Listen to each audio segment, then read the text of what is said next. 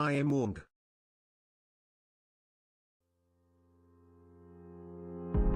I know that fortune favored you with treasures I don't hold, and though the shine is dulled, that's how I'll always think of you. You were a young one then, but everyone begins. We were just children, heaven was a dream away. Running from monsters, I wish I could say that the keys that you were searching for, and the giants of the past have turned to dust. The world is ours to take, and I know it's not too late.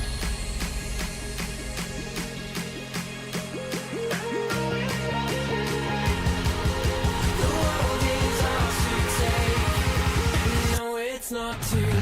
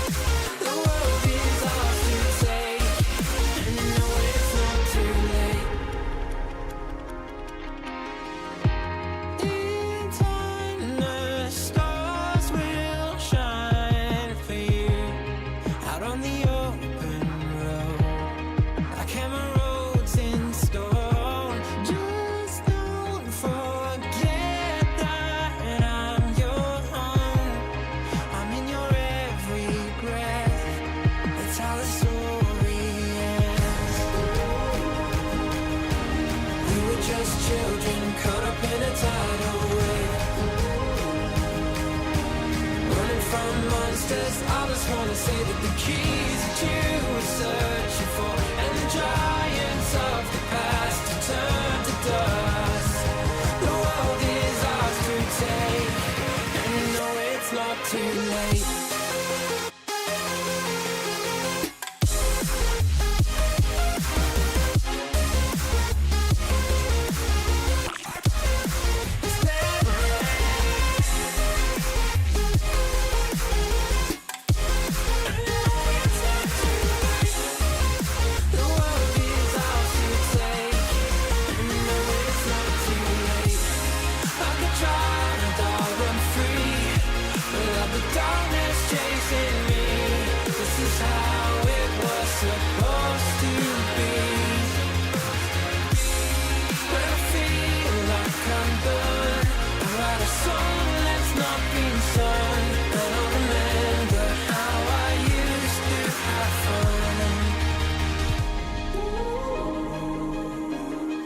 Just children and heaven was a dream away.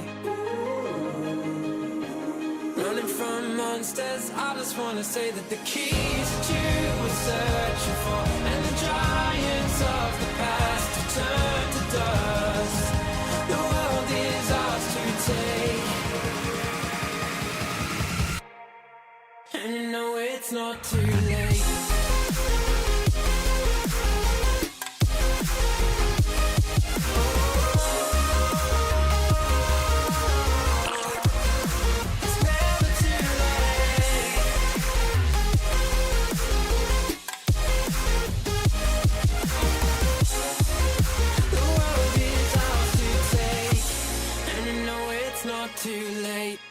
Good afternoon, noonday, night.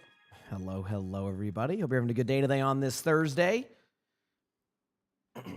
Hope you're all doing well. I decided to go live today. I almost took the day off. Also, I saw what you said there about the stuff. How's it going, dude? I'm glad everything went well. Glad everything went smooth with that. That's obviously not having to do that, but I'm glad you're doing well. So good to hear. Hi, everybody. Good morning. Yeah, I almost took the day off, but I did, I think Pobbled kind of nailed it in that comment that said he, I don't want y'all to forget about me, so I had to go live today. You know me. Open up my game. Give me one moment here. Hope you're all doing well. Appreciate y'all.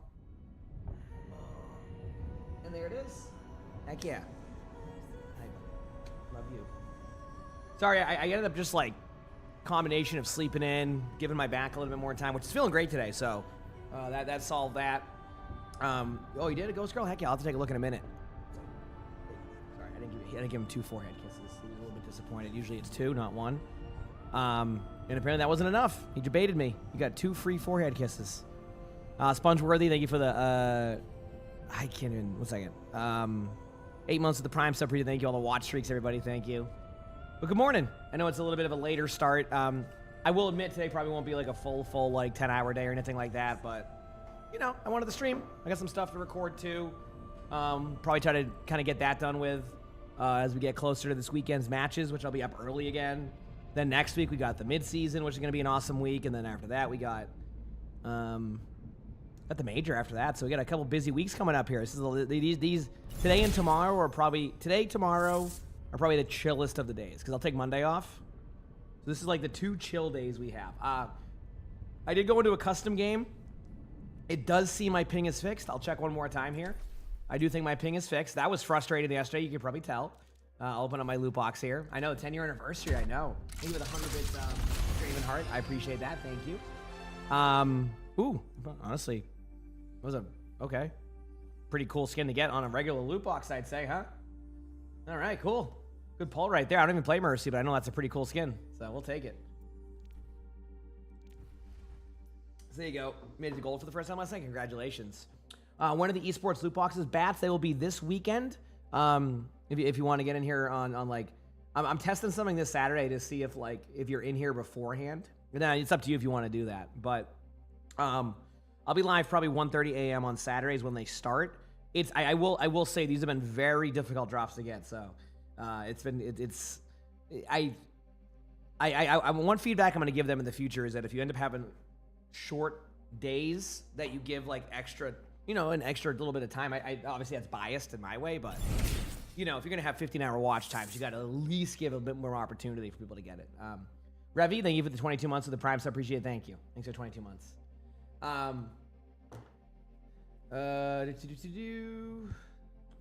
Have you seen the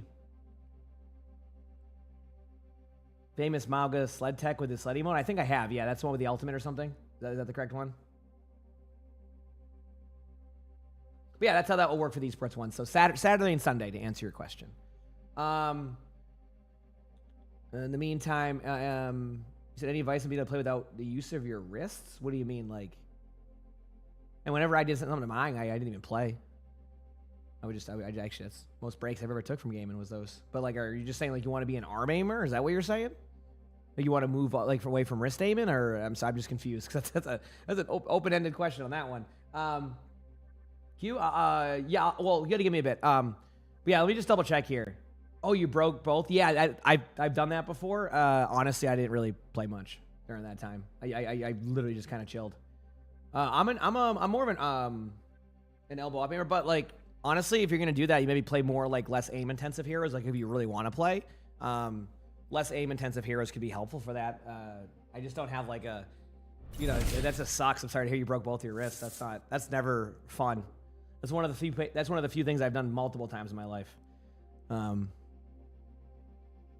So, Kenzel, thanks for the Prime sub. Appreciate it. Thank you. I love you. Hey, what's up?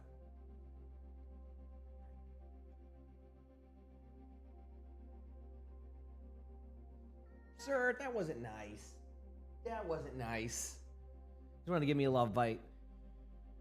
First time catching a stream. Hopefully the first of many. Well, welcome. Like, again, I hope you all enjoy. I know it's a little bit of a late start today. Usually, for anybody wondering my normal, like, I know I haven't had a normal schedule for a little bit because of all like the OWCS and stuff, but my normal schedule is usually around like 6:30 a.m., kind of in between that.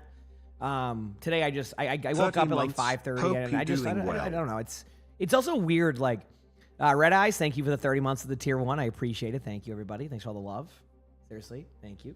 You're a YouTube lurker for videos. Well, I mean, soon. I mean, YouTube is the Mystery Heroes video. You got the 8-hour video, so that'll be good. I'm probably gonna record some videos today. Chat, you cool with that? My ping issue is better today. Yeah. So that was another thing I did. I was gonna take the day off if my ping was still hecked up, but last I checked, and I did find a way finally to be able to test this before I play. So what you do is, if you're having bad ping to a server, which most people here will be like, okay, I don't care about this, but you make a custom game. I forgot where I did that. Here it is. And then you go to settings. You said YouTube brought you here. And that's why when people always say about streaming, you know, think about streaming, you gotta nowadays, you know, back in the day, back when I was going, uphill both ways. It used to be you just stream, right? Nowadays it's you gotta have, you gotta feed in order to build your Twitch stream. A lot of the time you have to feed through other sources, which is YouTube, short form. I think that's one thing that's changed in the streaming world over the past few years. Is like it's very. I'm glad I really prioritized YouTube because I had a very inconsistent one, if not at all, for a long time, and that was something I really prioritized. So, but anyway, you go to I think it's lobby, yeah. Then you go to data center preference and you choose central. See, so that's what I did, and then if I'm correct, if I start the game, I should have normal ping on ORD now. Chauncey, thanks for the Prime sub. Thank you. Go here, up top, ORD, ping's normal. So whatever yesterday was a weird day of ping issues, but it's all good. So that's what I did before I went live, and then I sat on the couch for like a few minutes with Sully, and then I came over here. Funny, thank you, appreciate that, thank you. So that's what you do. Yep. You're 9 streams deep now. Let's go. I hope everyone is doing well. I missed your message earlier, Casket, about something about the morning or something. Yeah, that's the thing. Yes, for custom games. So at least I was able to kind of figure out like that was gonna be my decision today. So if I was gonna go live today. And I was gonna edit my title, and then yeah, it was fine. So we're good on my ping. So whatever that was yesterday, we're set. I don't know what that was, but we're all good now. We're all good. I'm sure I was being a baby about the ping yesterday, but that wasn't fun. Neil, is that supposed to be what it is? Or Ram Neil? Thanks for the 100 bits. Appreciate it. Thank you, everybody. Anyway, so that stuff is good to go. Back to lurking you go. No worries at all. A lot of people do that. I do that. That's whenever I'm like chilling, watching stuff. A lot of the time I'm just vibing. So, but yeah, anyway, so that was that. Okay, you said, also you just got you said earlier about the ping issue, and then you had something in parentheses. You said you got a cat a couple of weeks ago and you got her a bucket like Sully's and she loves it while you're playing. I'm glad the buckets are spreading. Speaking of buckets, right on cue. Right on cue, the bucket boy joins us. I'm glad to hear that, though. Any rule against multiple submissions or the funny clips? No. No, we've had people with, listen, here's my take, and I don't know, I don't think we have a rule. Oh, what's up? Is my arm too close? My mistake, sir. We have a, Bread Fox, thank you for the tier 1, appreciate, thank you. We have I think with funny moments, there's no rule to that because, like, funny moments are funny moments, right? A spectating is a little bit different because you have a lot of details in there that, like, you need to go through. But funny moments is like, if you have a funny moment, you upload it, right? That's kind of how we look at it, yeah. It's your cat's 8th birthday today. Well, happy birthday to your cat. Actually born in the same year as Sully, because Sully's going to be 8 this year too. But not until November, right, buddy? Right? Not until November? Yeah. What? Yeah. Get some sleep, buddy. He said the tail is going. No, he's just in a good mood. He's in like a, I don't know how to explain it. Like, would I try to pet him right now? No. No, I know better when he gets the tail like that. But he's like, it's like an excited, it's like an overstimulated one, but he's not in like a bad way. I don't know how to explain it. He's very like, Sully's very good at reading with that stuff. Like, so like right now he is in his mood is like, he's happy, but he's also like, if I wanted to play right now, he would be ready to go. But he doesn't want to play, but he has the energy of that. So right now it's like giving him time to settle. So that's why I'm not going to pet him until he's like settled. Cause yeah. So good boy. Yeah, I know. You got Game Boy. Thank you for the 17 months of the Prime sub. Appreciate it. Thank you. Your earpods did? Oh no. That's never fun. Your Bengal used to be like that. Yeah, I mean, one of the things about cats is being able to read them. Like, it's tough, but like if you can figure that out, it makes it so much easier. With Bengals even more so, because they're such a very need a lot of attention as a cat, and it's always good to know that. So Alex, thank you for the 5 months of the tier 1. Appreciate it. Thank you. You just oh, is it your birthday? Happy birthday, Missy. That's awesome. Have a great one. Let's go. Oh, the best moment to belly rub? No, absolutely not. My arm would look like a scratching post if I tried to rub his belly when he's like this. Not even in a bad way. He just would think it's playtime. Yeah, I know. Well, if you get some good sleep, later today we can throw the green ball. Yeah, you can throw the green ball later. Mm-hmm. I know you like that. Yeah. Okay. Yeah, you're good on the funny moment, so yeah, you're good. But good morning. But yeah, anyway, sorry for like a later start time. I feel like there's no like true start time for me, and I always apologize for like a late start, but I like to be live at a certain range. But today will be I will say today will be a chill day, okay? We're gonna be very chill today. We're gonna record some videos, probably play some games, but like I'm not gonna overdo it today. I'm not gonna force my 10 hours today. I'm not gonna do any of that. We're just gonna have a good time. Whether it's 3 hours, 7 hours, whatever. I'm gonna have some fun. Today's like kind of like a bonus day. I guess we can go with that. How about that? We'll go with a bonus day because it was very close to being a day off. Very close. You're just here for the cats. I can respect that.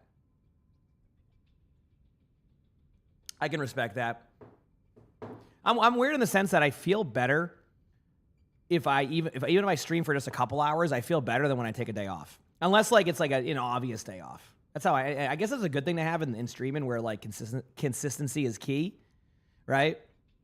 But damn, like I still suck at that. Days off, I still suck at. I'm so bad at them. I'm learning though. I've gotten better at days off. It's called I just can't even go near my computer during days off, because otherwise I'm like, oh man, what if I just get on for a couple hours right now? What if I do it? What if I get on for a couple of hours and then I get on? So that's why I'm on. But yeah, I'll probably, like I said, I'm gonna catch up with some recordings today. I did see TJ in the chat who has a Anna video that has been patiently waiting. TJ, I'll get it today. Don't worry, I got you. So I got you. Well, the thing is this. Ready? One thing I've learned about myself over the years is I need to keep busy type of person. And I never knew that for a long time. Is that like I always thought I could just like do whatever. Like if I'm like not doing something, I need to do something, right? Something I've actually gotten worse at recently. I've been more like just like a sloth on the couch after like streams, because like I'm just weird sleep schedule. But I am very much like without a doubt a person that needs like someone that needs like just I need to be doing something a lot of the time, like all the time. So I don't mind that. But it's the problem is I need to find things to do. So if I don't do things, then I'm like sitting there like, oh, I should have streamed. What am I doing? Why didn't I stream today? Oh man, I took a day off. What am I doing? Like, come on, man, you could have streamed today. What are you doing? Like, dude, what's going on? And I'm like, no, don't do that. And I'm like, but I could have streamed. You know what I mean? So that's I'm basically I need to get a hobby. It sounds like. There you go.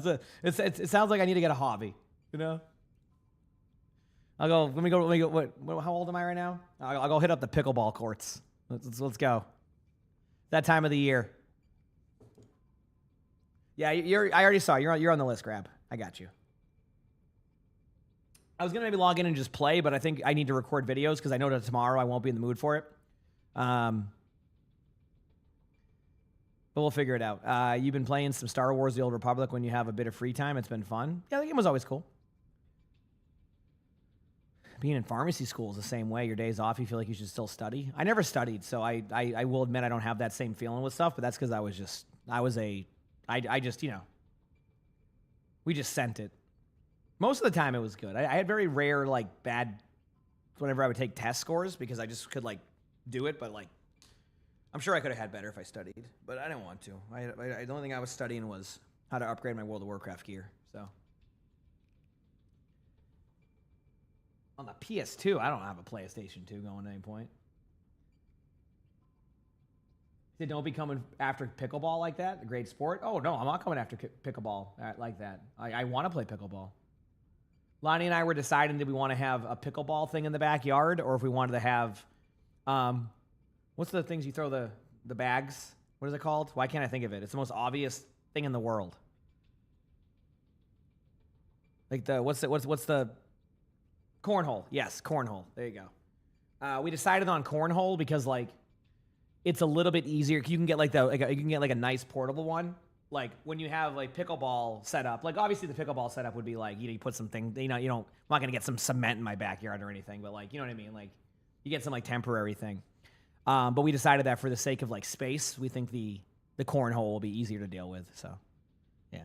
So no, I don't like, I like the idea of pickleball. I never played tennis. I never played tennis either. So like, I know it's not comparable, but like, same concept of like, hitting a ball with that. So yeah. Yeah, no, I'm looking forward to getting that set up this summer, but I'm waiting for them to finally do the landscaping this year. So I haven't had landscaping since I moved here. And you know what the hardest thing about landscaping has been so far? Trying to figure out when they're going to be here.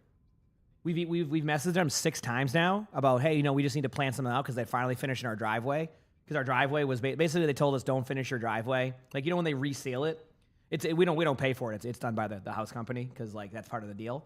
And we're like, okay, we need to get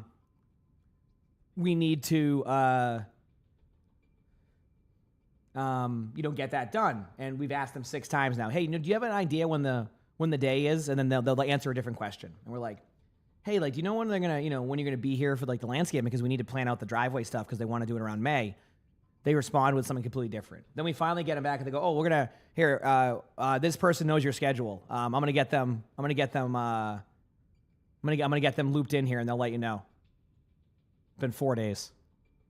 I think there must be a deep schedule. And then I go, is this what it's like when I don't respond to somebody? And I go, damn it, I'm getting a taste of my own medicine with this one. You know what I mean? I'm like, come on, let me know. And meanwhile, I'm not responding to people. I'm like, oh man, I'm the problem. It's me. Like, it's like, oh man, wait a second. I'm doing the same thing that I do and I don't respond. Wait a second. Oh, I'm not going to learn from this though. I'm still not going to respond. Because I have an internal clock. If it's 8 hours later when you message me, it's too late. What if it's too late? What if JoJo comes in and goes, you're a little too late with this message. You can't be doing that. Anyway. What does that mean, Alex?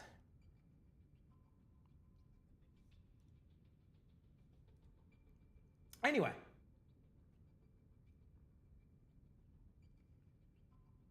Wait, I can't see her. Heck yeah. We also used to have when I was growing up in my backyard, we had a horseshoe pit, and that was kind of fun. I wasn't good at it either, but like, I want to start doing that stuff. Like, I feel like I need to start doing that stuff. What videos am I recording today? So, here's a pretty chill one. We have a Bronze Basics one, which is a little bit more advanced for an Ana. That will be today. We have a Quick Play Warrior game, where I guess a rank of that. That will be today. And we have a regular Spectating of a Vendetta today. So, 3 pretty chill recordings. Again, I want to point out today will be a more chiller schedule. Okay? Very chill schedule today. Again, could be a very, very short day. Could be whatever, but I'm just glad, I'm glad to be here. It's always good to go live. I'll record probably the next 5 minutes or so, maybe a little bit longer. And then we'll go from there. Sound good? And then we'll get that going. Maybe I'll play some games, see how the queues are. My ping is fixed today, so I'm not worried about that. My eye is itchy, so my allergies are already hitting. I had the headache, and it's a good combo. My ping is good. At least the custom game ping is good. Maybe they have different rank servers too. Not today, Britt. Saturday at like 2 a.m. Eastern. I will be live for that. So if you want to be in there, that day before I go in, etc. When I go live, I go live. Again, that's the only thing I want to test is, again, chat. Because like I'm very consistent with being live for these matches, but like my question is, has anybody here had my stream opened like before I went live for like the drops, and then when you got on later, you already were getting your progress? Or that's the question I'm trying to figure out. Does anybody know? Have you done that before? Or does it require you to like hit refresh? Like it happened to you the last day, like you weren't there? You didn't work with someone yesterday said they had an auto. Yeah, like some people have said it works, some people said it doesn't. I wonder if it's browser based. Because I'm just like, it could be an easy way for me to like make sure that when I'm getting those, people are getting them right away. Obviously, you can do the same for the esports team, of course. It's just more like, I'm just, yeah. So some people have to refresh, some people don't. They work for your girlfriend. Yeah. So it seems like it's like,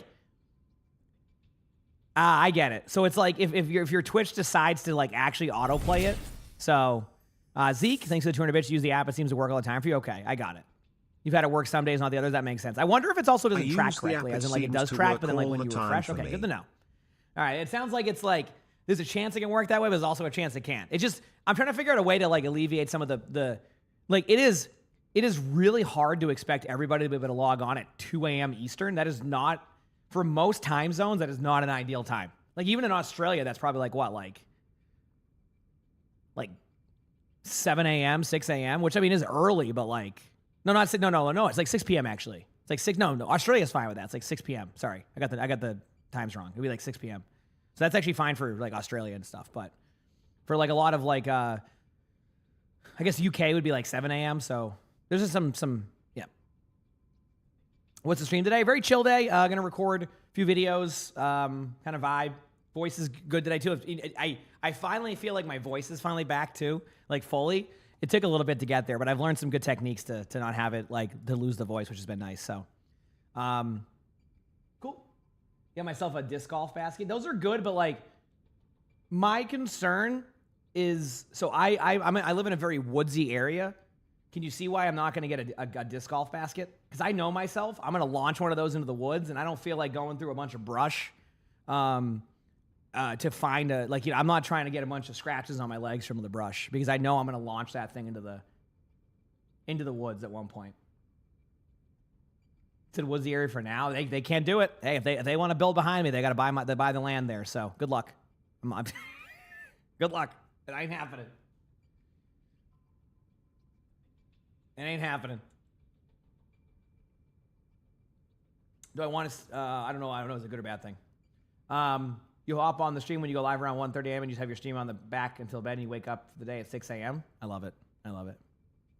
Anyway, this weekend, those are when those drops are. So I'll be live for those. It's going to be so weird. Obviously, I'm going to be taking another Monday off. I'm on a streak right now with Mondays. I'm on like I think I've taken like 6 Mondays off in a row.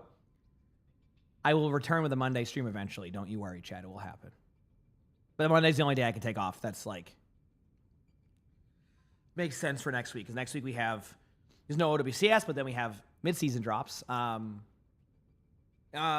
yeah. And there will be mid-season drops. I got confirmation yesterday. We do know what they are now too, but like I'm letting them announce them. They're pretty typical. It's basically mid-season drops with an extra like fun bonus on them. So it's pretty cool. So that will be on Tuesday, of course, for the mid-season. So we'll have those. It's gonna be busy. I should take a lot of days off. I can't. If I had like, I legitimately like I just talked about it. I am terrible with days off. There's just no. Yeah, mid-season's literally. Yeah, I mean, it's not even like an early mid-season. Like to give you an idea. No, there will not be a new hero at mid-season. No, the only thing that's getting something new is Stadium with Jetpack Cat. No, it's one hero a season, not one hero every mid-season. They don't run off like, because I think Rivals does that. I'll be honest with you. I think one hero a season is good. I think when you have more heroes than that, you get a lot of like either overlap or you just keep constantly getting this really like jarring experience. I personally would like, I think one hero a season is a good number. I think anything past that, you're also going to get a drop in quality.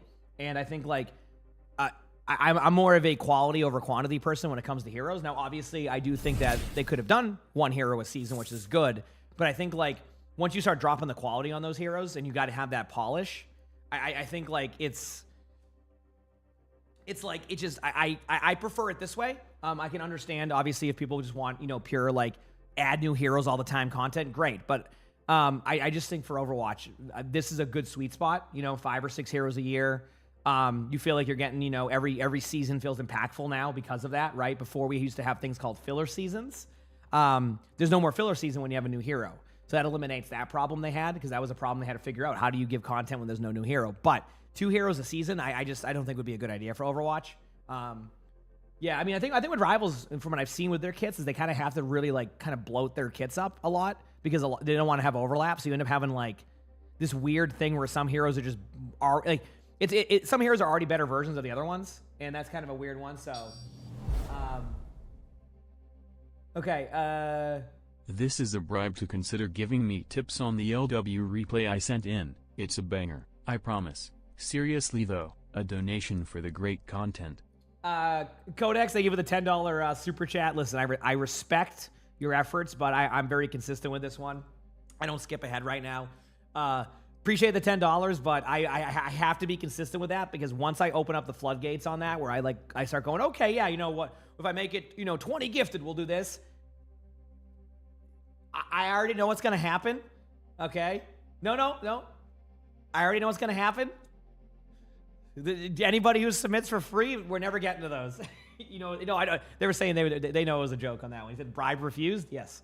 Listen, I have to be consistent. Okay, I have to be consistent. Otherwise, that I talked about it. I like to keep this series free. The only time that would change if I ever had to change my stream schedule, like an example I've given. Let's say I have a kid one day, right? Maybe. Because I barely can take days off here. Maybe, I'll start doing like 8-hour stream days, and I'll have an extra couple hours to do like YouTube recordings or something, right? And I'll open that up, right? But, I just, as of right now, I like keeping it free. I like keeping it the way that we do. That's, I think the only things like that would shift that for me. So I'm doing my best on that one. Yeah. Yep. But you never know. Maybe the VODs do end up getting looked at anyway, and ends up being something that, crap finds to be good. So when are the OWCS drops? They're going to be on Saturday at 2 a.m. Eastern. So I will have them. I know that's early, but yeah, those are the days for that. But hey, we're getting closer to the major. So the major is the good news about the major, by the way, chat, for people wondering about drops. The major in Japan is going to have both I don't know what the drops are yet, but we're going to have the drops for both the reruns and the regular one. So there's going to be a lot of opportunity to be able to get those drops, which will be nice for people. For the major in a couple weeks. But the current drops, yeah, there's no reruns or anything like that. It's going to be on early. Anyway, Bucket Boy is now officially asleep. Almost. He is settled. I'm going to start looking through these spectatings, kind of load into one of them. I don't know which one I want to start with. Do I have 3 to record? Or 4? I have 3. Okay. You know what? Let's get wild. Let's go with Quick Play Warrior first. Let's do that. Let's do some Quick Play Warrior first. I can definitely tell I'm awake right now, because I just try to copy the game length as my replay code. So I forgot I played Stadium yesterday. It's because I was having bad ping. That was a weird one. Mm-hmm. Okay.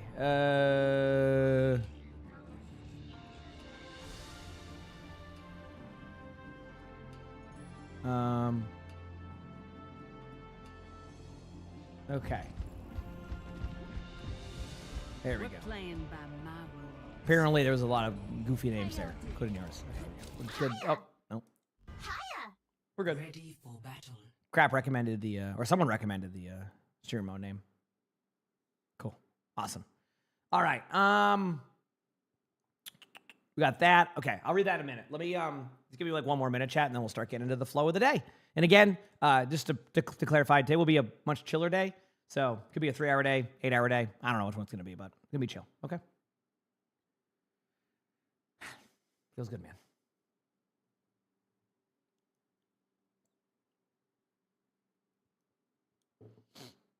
Time. It's already 9:30. I slept a little bit longer today, too. It's weird. I love getting to sleep and then realizing I have to get up, not tomorrow at 1 a.m., but the next day.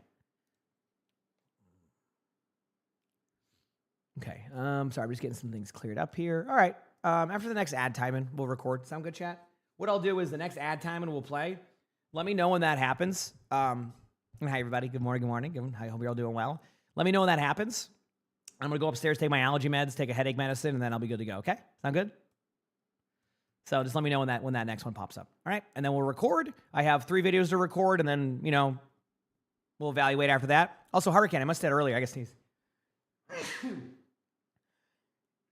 I went to go try to speak in between. I'm a 2 sneezer. I gave it the 2 months of the tier 1. I appreciate it. Thank you. Sorry, chat. I'm a double sneezer. Is it allergies and headaches? You too? Yeah. It's my own fault. I mean, I'm inconsistent with my Claritin right now. This happens every May. I'm like, oh, well, the next day I feel fine. Let me not take my Claritin. I don't know why I sound like that, and then I don't do it, and I'm like, oh boy, I got a headache. I wonder why. I'm like, I got a headache.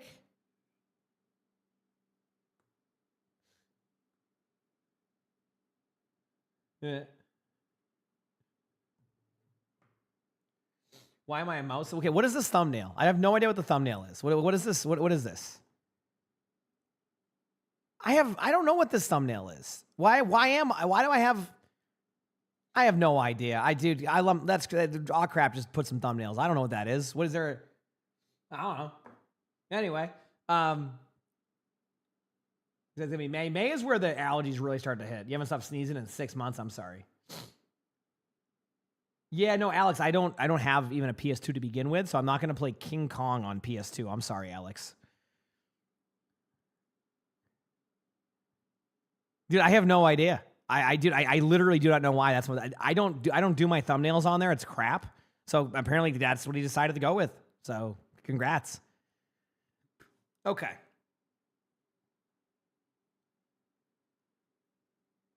He said Flonase is also amazing.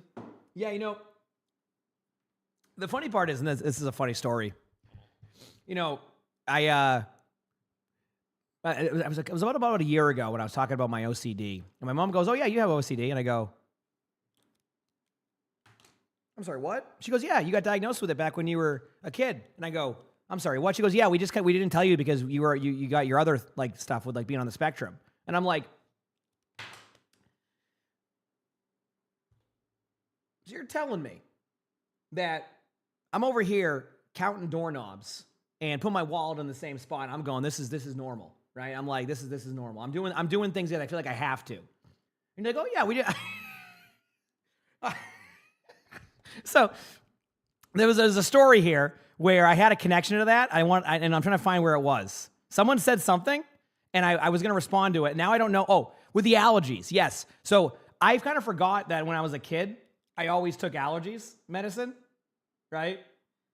Like I always forget to like take allergy medicine, and then my mom was like, "Oh yeah, no, when you were a kid, we had to give you like allergy medicine every single day."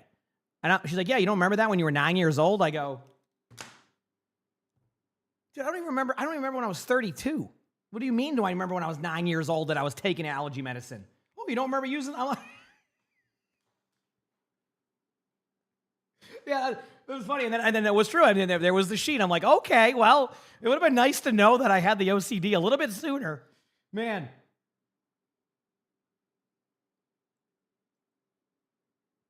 Underestimated chaos. Thanks for the 13 months with the Prime sub. Appreciate it. Thank you. Yeah. I think that's what I would do too. Is I'd have like the nose spray that you put up your nose. Yes. Mm-hmm. Seasonal allergies. It's usually so I am allergic to only a couple of things: ragweed, grass, tree pollen, pine pollen, which is the same thing as tree pollen. The outside, I guess people. Yeah, I got everything there. But no, it's usually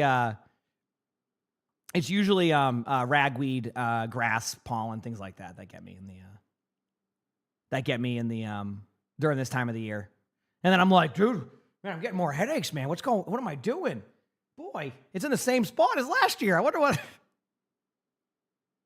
All right, chat. I'm going to go take that now, and I'll be right back, and then we will start recording some videos, and then we'll go from there, okay? Sound good?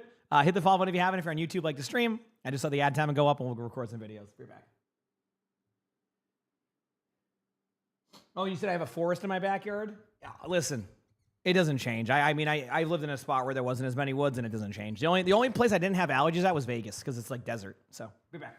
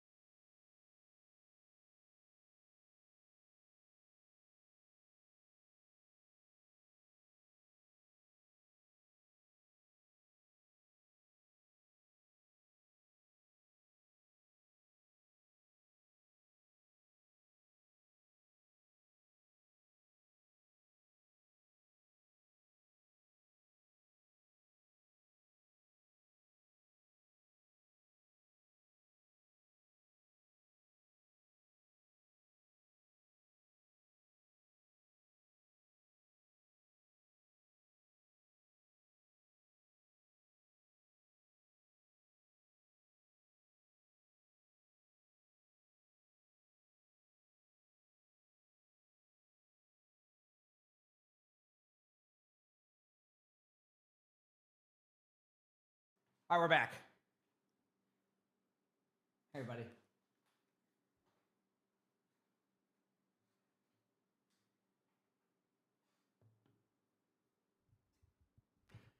You said, okay, I'm back. Someone on YouTube says, you're happy you never had OCD because imagine stepping on a crack on the road, only one foot, and having to look for another crack for the other foot. No.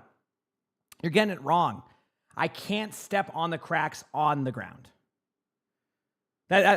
Just so you know, Chad, if you ever watch me, like if you ever say, like if you saw me at an event and there was a crosswalk, watch how I avoid every single thing on the ground. I legitimately will not. I have to step over the crosswalk like paint. Otherwise, I have to redo the loop. Now, I've gotten better at managing that over the years, but like, I have to avoid like the paint on the ground. I have to step over it.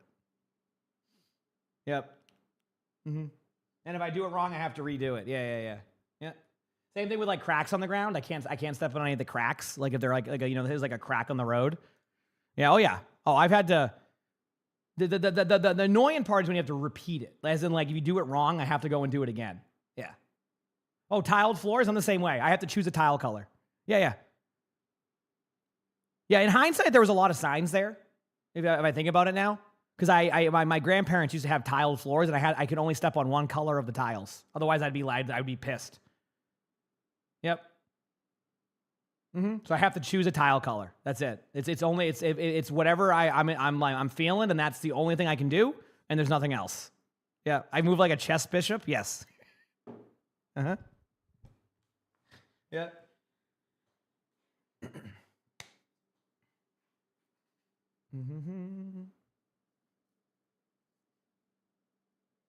Yep. So.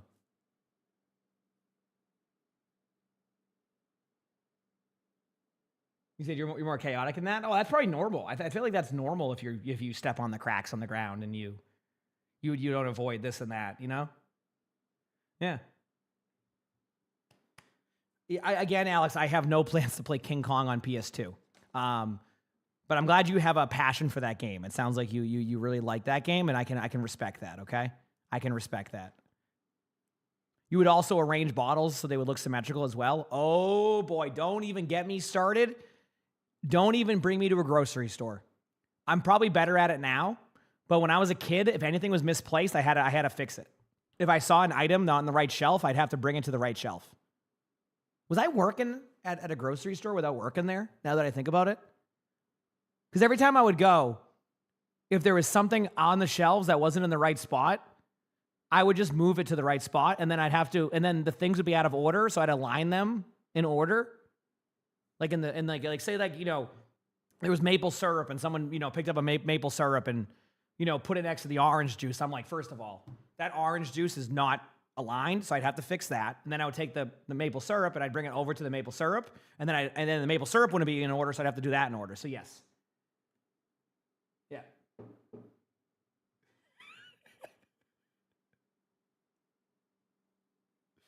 I don't know on that one, Quiz. Probably not, but I don't know. I'm sorry. Anyway. Yeah, isn't that great? And looking back now, man. Looking back now, dude, it was all right there, wasn't it? Yeah, they were like, dude, is this person working here? Yeah, what the heck? Yeah.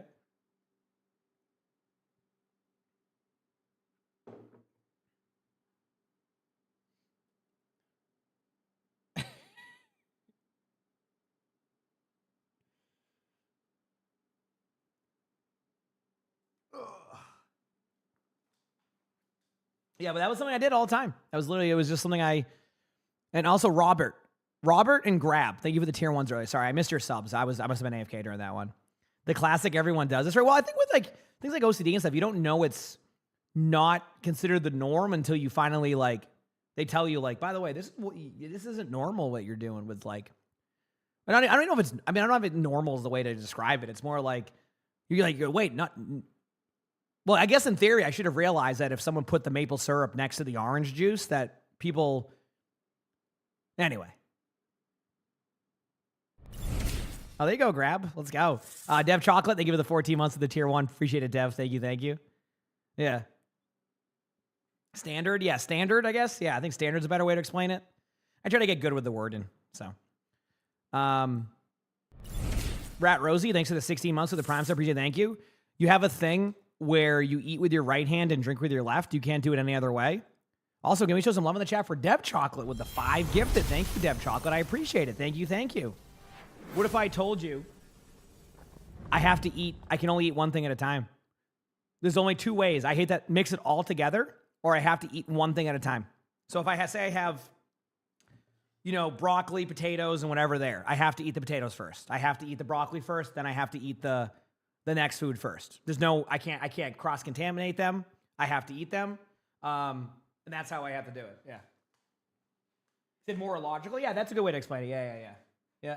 So I'm very, Thanksgiving? Oh, yep. Thanksgiving, same thing. That sounds like your boyfriend. Yeah, that is just, it's very particular. And it's funny because, like, I will say, though, whenever and I've talked about this before in stream, when I found out I had OCD a few years ago, which, I mean, obviously I could have found out even, 15 years ago.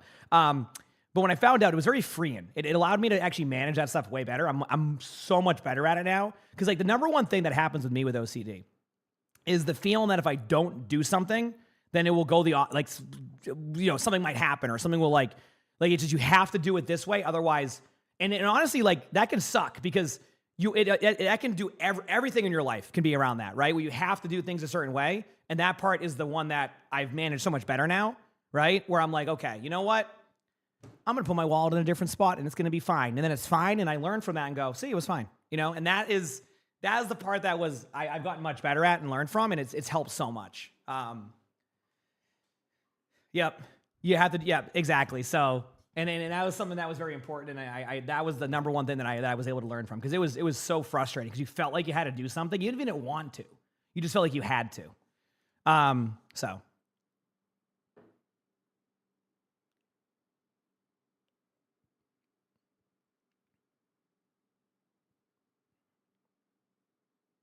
Yeah, that is exactly. Yep. Mm-hmm. Yep. I mean, what I will say this with Grody, it can be very freeing. For example, I talked about this the other day. Lonnie actually finally went and actually got her stuff done. And she was always curious, because she grew up in a family that was very much like, so her parents are extremely nice. I mean, like, so nice. Some of the nicest people I've met. But they also her parents are a little bit, her parents are in their 70s. I think they're turning 73 or 74. So they had her when they were in their 40s. And they have her parents had a little different philosophy on things, like, oh, no, everybody, you just put some dirt on it. It's fine. That this is, you know what I mean? Like, when you grow up in that time, it's a little bit different on how that stuff is. So she never really got anything tested on that, but she finally did it recently, and came back that she was ADHD. Is that how you say it? The spectrum and ADHD. But it was freeing for her too. Like, it was like, okay, now it makes more sense. Now, okay, this makes way more sense now. So it helps in that sense of, like, it can help you manage the things that you don't realize that you have with that stuff. Because if you don't know that you get the tools to be able to deal with it, and it helps you understand. And it also kind of can be freeing of, like, oh, that's why I count these things 100 times. Wow, finally. Now I can, you know what I mean? So, yeah. Yep. So, yeah, it can help a lot with that. Yeah, so. Mm-hmm. Yep. Did you wish your friends who play Overwatch were half as chill as me? I mean, hey, if they're your friends, and Zombie, thanks for the tier 1. Appreciate it. Thank you. Appreciate it. Yep. Mm-hmm. Oh, those are, yeah, no mix. I know. Oh, I know. But that one is like, that one's just realizing you're just being, like, unreasonable to yourself, I think, is how I look at it. Flop, thank you for the Prime, so appreciate it. Thank you. He said it's bedtime for you. I have work early. Good night, Silent Storm. Sorry, I kind of went a little bit longer on discussion here rather than recording. Sometimes in my shorter days, you get a little bit more of, like, let's just talk life and chill and stuff for a little bit. So my apologies for not getting right into the matches, but we got a good discussion going. So I kind of kept going with it. So my apologies. Yeah.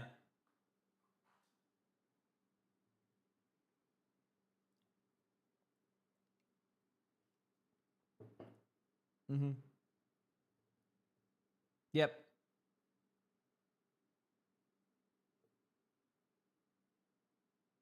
Oh yeah, no, she had that too, Aphrodite. I forgot to mention that one too. Yes, that was on that list. Yes. It's supposed to be. I always get your name wrong, but I feel like it's supposed to be like less than 3. I'm gonna be honest with you. I'm just gonna call you Dax. It's like, is it Michelle? Michaela? It's supposed to be like Michaela Dax, like Michaela Dax. Am I seeing this right now?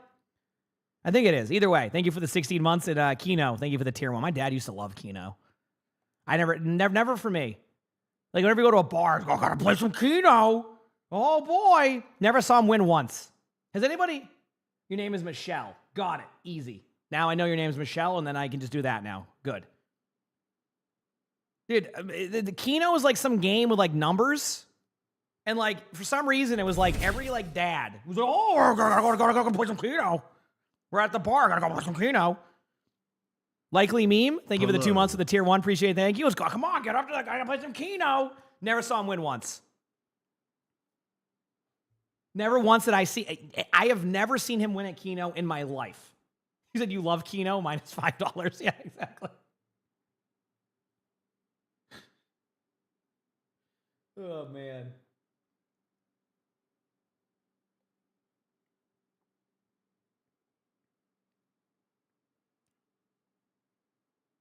You weren't familiar with that? It was a name you got from a COD Zombies map? That's funny.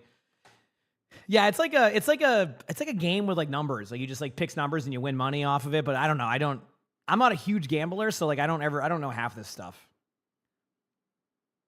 It's like when people are like, dude, you're gonna go to the casino, you're gonna play some blackjack. I'm like, yeah, I want to get yelled at by somebody because I decided to play a card. That's what I want to do. Let's go play some blackjack. You know, I haven't been yelled at in a while. Oh, why'd you play that card? Oh, dude, what are you doing? You had a 12. Why would you hit that, man? Now you ruined my card. You got an 8, dude. You got a 20. Yeah, I hate you so much. That would have been my card. That would have given me blackjack. How dare you play for, you have a 12 and play for a 20. Piece of crap. Like, I have a 20. I'm going to win the hand more than likely. Yeah, but that was my card.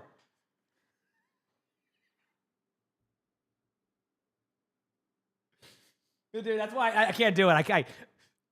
I can't do it because I know the math of blackjack too. I can't do it. I'm never doing that. Yep. If I ever do anything like that, you're going to the empty table, and you know what? Every time I ever at a casino, which is very rare, it's never empty, and I go perfect, as I didn't want to play that anyway. Yep. Oh man.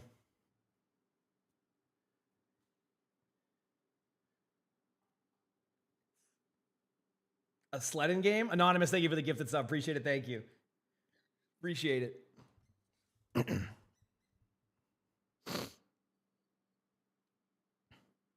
All right. Now there's an ad time coming up, and then we will record. Thank you for bearing with my random discussions chat. I appreciate y'all. Thank you so much. All right. Sound good? Thank you, everybody. Good. One more to go. It's coming up soon, and then we will go into the video recording. I am good. I'm set. Headache's starting to taper away now from the allergies, and then we'll get into some stuff. Again, just want to reiterate, today's going to be a very chill, kind of probably more than likely in the half-day territory. So if you're disappointed, I'm only doing like a 3 to 7 hour day today. My apologies, but I have to amp up for this weekend, and this is another thing about me too. If I don't start at the right time, I'm also a little bit put off, as in like, let me explain this.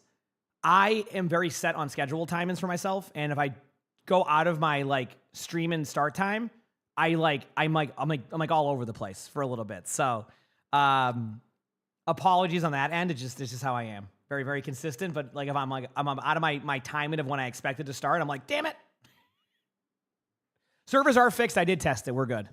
Yeah, exactly. I'm very schedule based. It's funny because like we talk about like improving on stuff. That was one of my biggest weaknesses in streaming and in life in general, was being really good with scheduling. As in like, it was kind of like on the fly stuff, which is fine. I mean, a lot of people here in chat are probably on the fly with stuff. That's totally okay.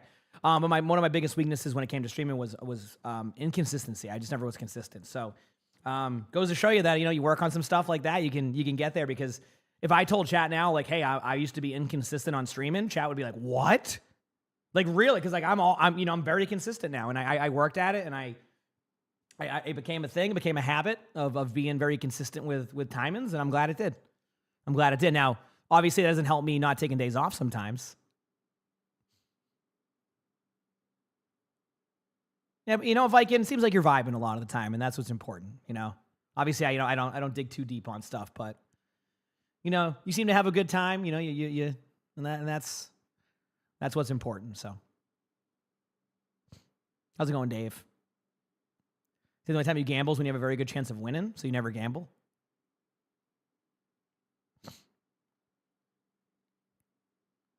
Been fun chatting about stuff. Yeah, I mean, honestly, like, a lot of streaming nowadays can be that. It's just, you know, yep. Haven't gambled in years, yeah. Doesn't matter, like in video games, yeah, exactly. I mean, just like fun stuff, yeah. And to each their own. I'm not here to judge, you know me. You get super consistent, but you break it. You break schedule/habit once it's over. Yeah, I've gotten good at it. What's my opinion on King Kong for PS2? Alex, I haven't played it. I'm sorry. I'm sure it's a cool game though.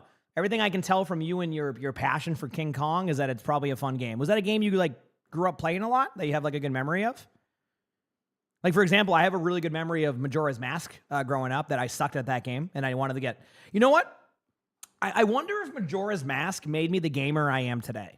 Now, I was very competitive in GoldenEye, but I was good at GoldenEye. Let's be honest here, okay? All right? When I was playing GoldenEye, I was dominating, all right? I played Odd Job, so I already had an unfair advantage. Yes, you heard that correctly. Not many people will know what that means, but if you know, you know. But I think Majora's Mask might have made me the gamer I am today. Because that game was so difficult for like an 8-year-old that I got so competitive to try to beat that game that like nowadays... I must have just, that's where my competitiveness must have come from. It just set me up for like, games are going to be tough. You said Odd Job was the release Brigida of GoldenEye? Pretty much. Oh, man. You said you grew up playing it, it's defined your game, and let's go, Alex. I love that. Heck yeah. We all have our game that kind of defined our gaming, right? Like, you know, some people had, you know, their handheld games they would play. Some people had, you know, like for me it was GoldenEye. You know, now we're, you know, I know we're in a different, you know, for example, I hate to say this, but I played GoldenEye 30 years ago. So that means that, you know, there's games that, you know, people in chat have never played that game, will never play that game, have no idea what I'm talking about. And their game was one of the Call of Duties, you know, as a kid. It's crazy how that works in like gaming and like generations and stuff about how like what I used to do. Gaming wise is so engraved of like, oh, everybody must have played GoldenEye. And then you realize that nobody actually played GoldenEye, right? And then, like, because now no one knows what that is half the time. And if I try to show somebody GoldenEye, they're like, my man, my eyes are bleeding just looking at the FPS on this thing. I'm like, listen, it was fun. I promise. You know what GoldenEye is nowadays? GoldenEye is the equivalent if you see something really funny on, like, Instagram, and then you show it to somebody, and then you realize halfway through it wasn't as funny as you remembered. But nothing will take away my memories of how fun I had with GoldenEye. Like, that game is still an S-tier game to me, no matter what the gameplay looks like, no matter how it plays, no matter how, you know, bad the graphics are, that game is still, will always hold true to such good memories for me, right? But, man, dude, trying to show somebody if they've never, like, if somebody here, you know, there's going to be people in the chat who grew up on, like, the lowest graphics they had growing up was, like, an Xbox 360, but towards the tail end, you know? Before, like, a PS4 came out. You know what I mean? So it's like trying to show somebody you were more of a Perfect Dark kid. I mean, that was a good sequel. Hot take. Perfect Dark was better than GoldenEye, but GoldenEye nostalgically puts, is that a word? Nostalgically? If not, I'm making it. Would be S tier still for me, ahead of Perfect Dark, even though I think Perfect Dark's right up there with it. I think GoldenEye was the starter for that, and I think it was a great game. I still would rank it ahead of Perfect Dark, but not because of gameplay, because of memories, right? It gets like that memory buff. You know what I mean? It has like that. It's like that game that like, it's just so fun. It's like, you know, like, listen, a lot of people here grew up playing Halo with their friends, right? You know how like the first Halo was good, but like you might say Halo 2 might have been better, right?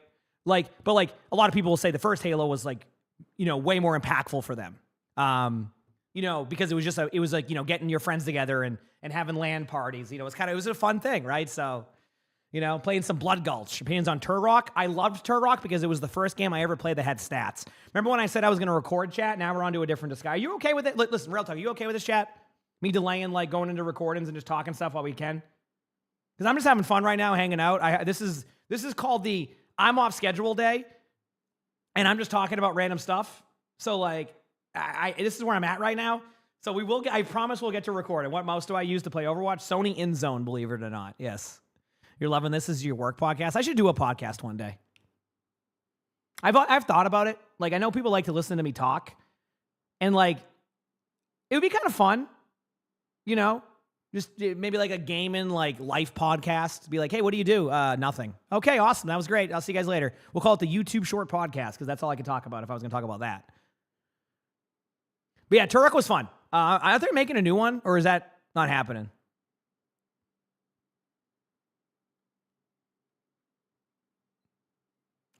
You said a football podcast would be cool.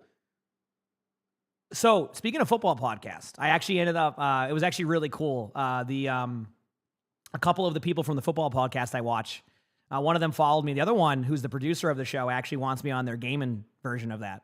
So I'm going to be doing a podcast at one point with them at some point. So if you know who the fantasy footballers are, I used to watch, I watch a lot of their football stuff, and then they end up finding out I like the stream, and then I end up talking to the producer and stuff. So we're going to do like their version of that. So it'll be fun. Yep. They have a gaming podcast now, and a lot of them are gamers. So, yeah. You said you love that podcast? Yeah, I talked to Papa Josh, if you know who that is. He's you see him a lot during those. Yeah. So they run their own podcast, and they have a couple of them on there sometimes. So they're like, hey, you want to do? I'm like, yeah, sure.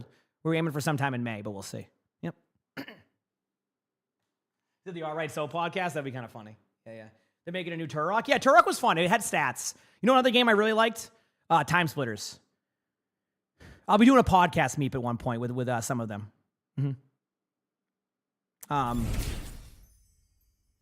Pasta Saturn, thanks for the 100 bits. If Blizzard made an Overwatch character, what would my abilities be? Just a giant, like, black hole that only gets rid of Roadhog. That's it. That's all it is. You just go that hero once, and it just gets rid of Roadhog for the game.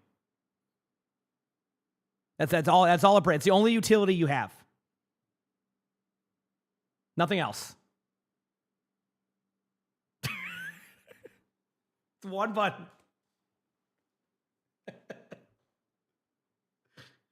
Oh man. For any Roadhog players, I don't mind if you play Hog, but I am going to be a baby about playing against Hog sometimes. Okay, I'm going to be a big giant baby. I'm going to be a big baby. I'm going to be a big baby. Okay, all right. But you can play Hog. It's okay. It's just me being a baby. What am I planning on recording today? Apparently nothing with how much I've been talking. So. But we have 3 spectators. We have a quick play warrior. We have a bronze basics one with the Ana. And then we have a regular Vendetta one. So we have 3 to do today. Get that done with. Yep. Is it the most counter tanks or Hog and Ball? Yeah. Hog is just like, there's just something about the character now that they've overtuned him a little bit. And like it doesn't make sense when I say that because his win rates don't align. And they have nerfed him with like his hook timing, but like, man, let me tell you, like how long that ultimate lasts is crazy. But I don't know. It's just he's kind of not like what you expect a tank to be. So yep.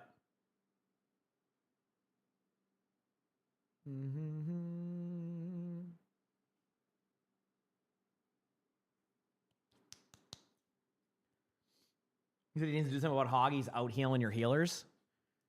That can happen. All right, chat. Do I record or do I keep talking? Who was the perfect hero?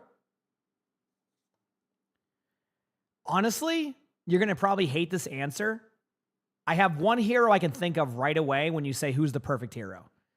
And now keep in mind, it's not going to be Ryan. I do think Ryan is good, but I think Ryan has inconsistencies. But I think like from just a design of fairness, you're going to hate this answer. Probably Tracer. Tracer is a clear-cut, if you're good at the hero, you're good at the hero. The abilities are clean, like they're very straightforward.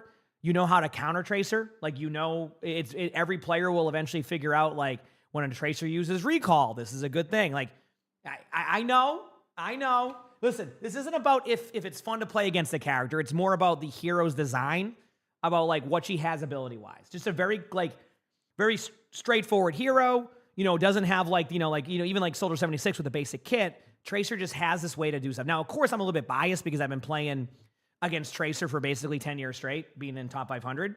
So like, there's a bit of bias there, but like, I don't get mad if I go up against a Tracer. And I understand that if I outplay a Tracer, it's because we outplayed a Tracer. And if a Tracer outplays you, it's usually because the Tracer outplayed you, right? And I think that's kind of like how I look at it. But there's what, 50, whatever amount of heroes now, 51 heroes, 50, yeah, something like that. So like, you know, that could have, you know, there's other heroes that could still, you know, fit that category, but Tracer's the first that comes to mind. Yep. That's the first hero that comes to mind. Is this a gameplay review? It will be a review here shortly, yes. Have I seen the King Kong 2005 movie? Probably. I don't remember it too much, but probably, yeah. And I can't watch it on stream, I'm sorry. I would get banned. Maybe if I ever want to get banned for a week, I can do that. But that's a way to force a day off. I'll just watch a movie on stream.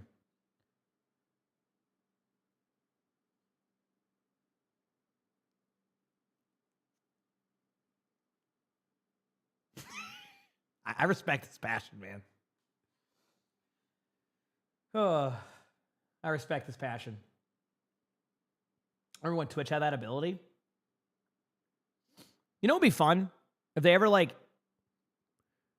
I'm sure this exists, but if they ever came out with like a way for me to buy like the rights to watch a few TV shows on stream with people, like just like, you know, kind of like a Spotify subscription.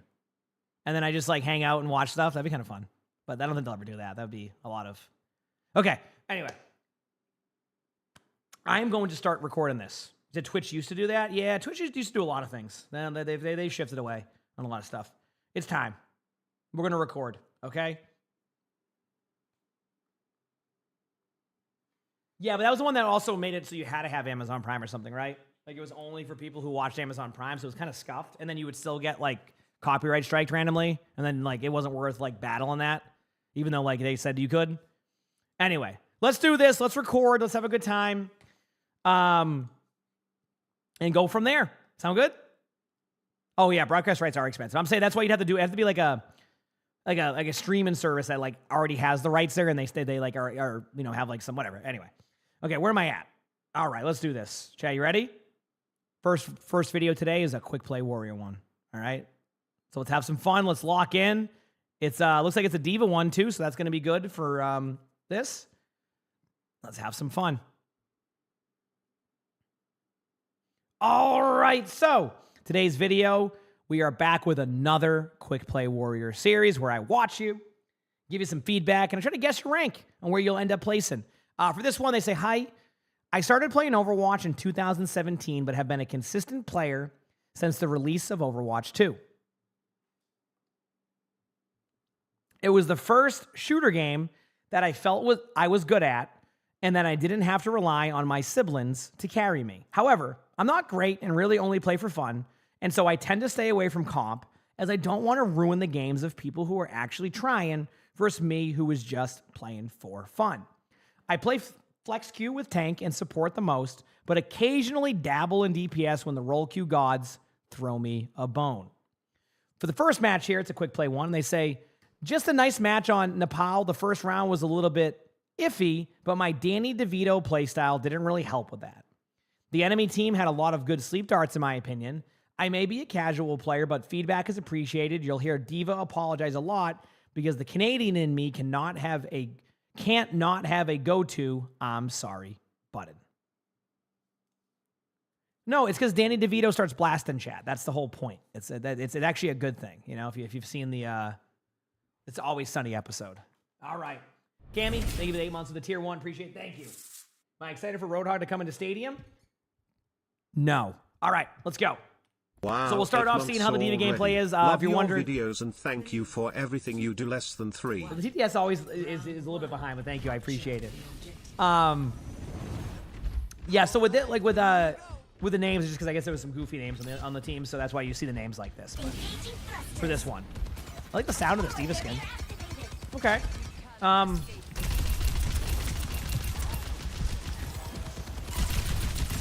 already going to tell you this right away. your defense matrix usage is not ideal.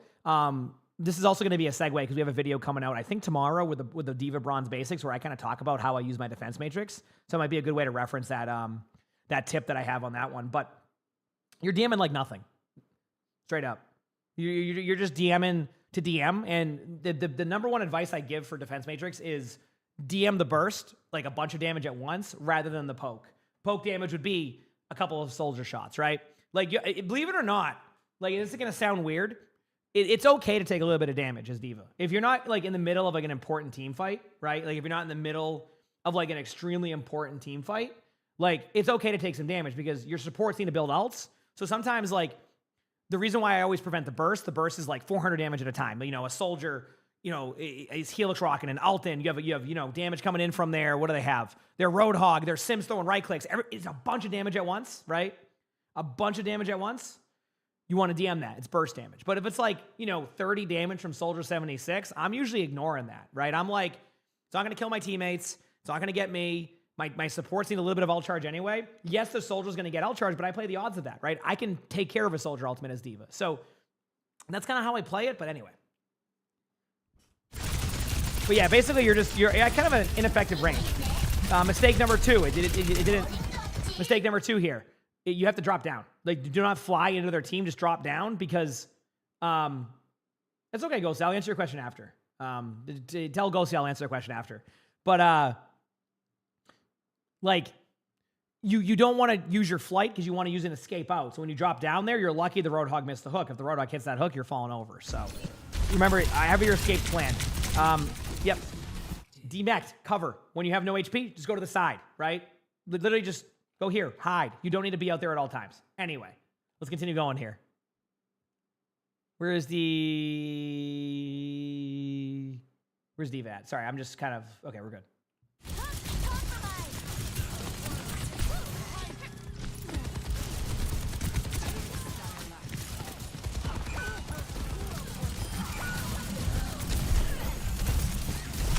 But yeah, so far, a few mistakes thus far. If you're, like I said, you're playing a lot of distance, and I don't want to do that. So.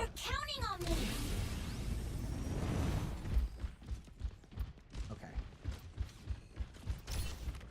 What's the mistake I'm already seeing? Okay, you're good. I thought you were gonna run right at them. Okay, you checked. Good job.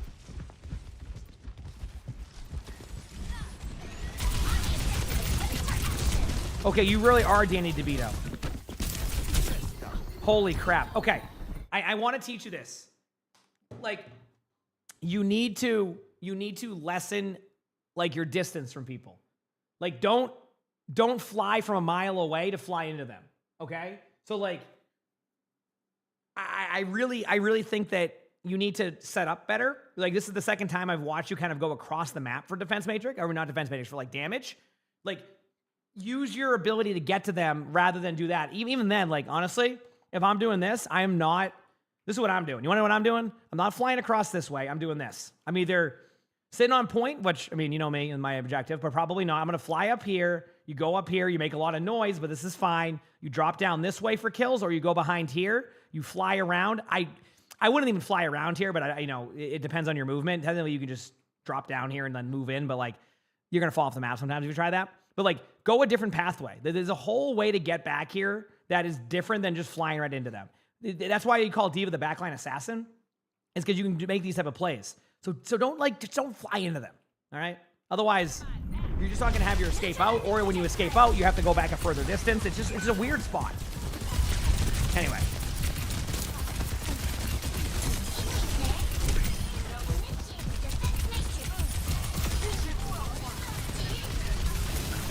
Yeah, alternate fine. Perfect. Again, though, I think you're ignoring everybody while you do it too. You need to find that in between. I think you need to find the in between of your play style. Okay, you drank coffee today? I'm glad to hear that.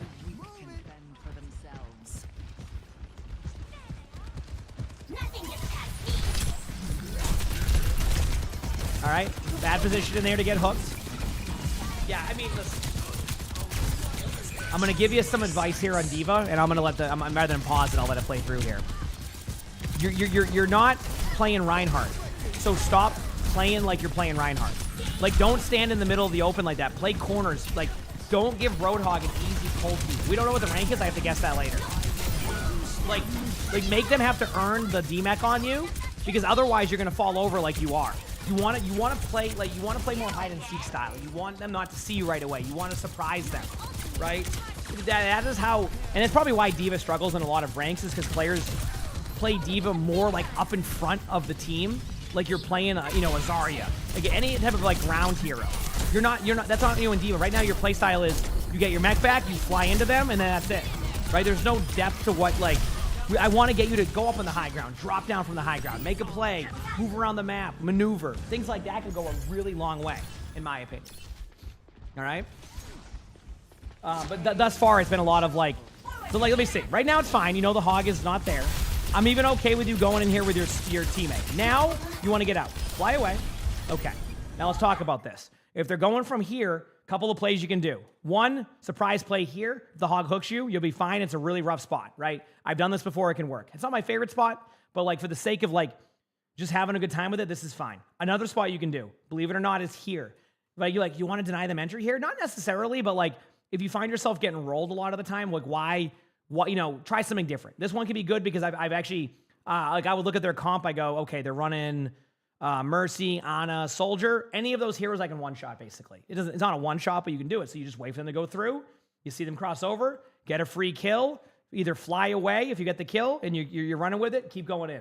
Do you see that? But you notice how both of my suggestions is not standing in the middle of the open in front of them? That's what I want to get you in the habit of. Because that's how you get hooked by this hog. Now your teammates feel obligated to save you. And then next thing you know, you lose the whole team fight. You're DMing nothing there. Again, I want to point out with Defense Matrix, you really want to prioritize when the damage is incoming, because Defense Matrix management is such a key part of this. Like right now, I would actually be, this is a weird one to call. I would try to be helping your Ashe a little bit more. Like, yep. Those are plays you don't want to make. Like those are plays you get away with, but you don't want to do.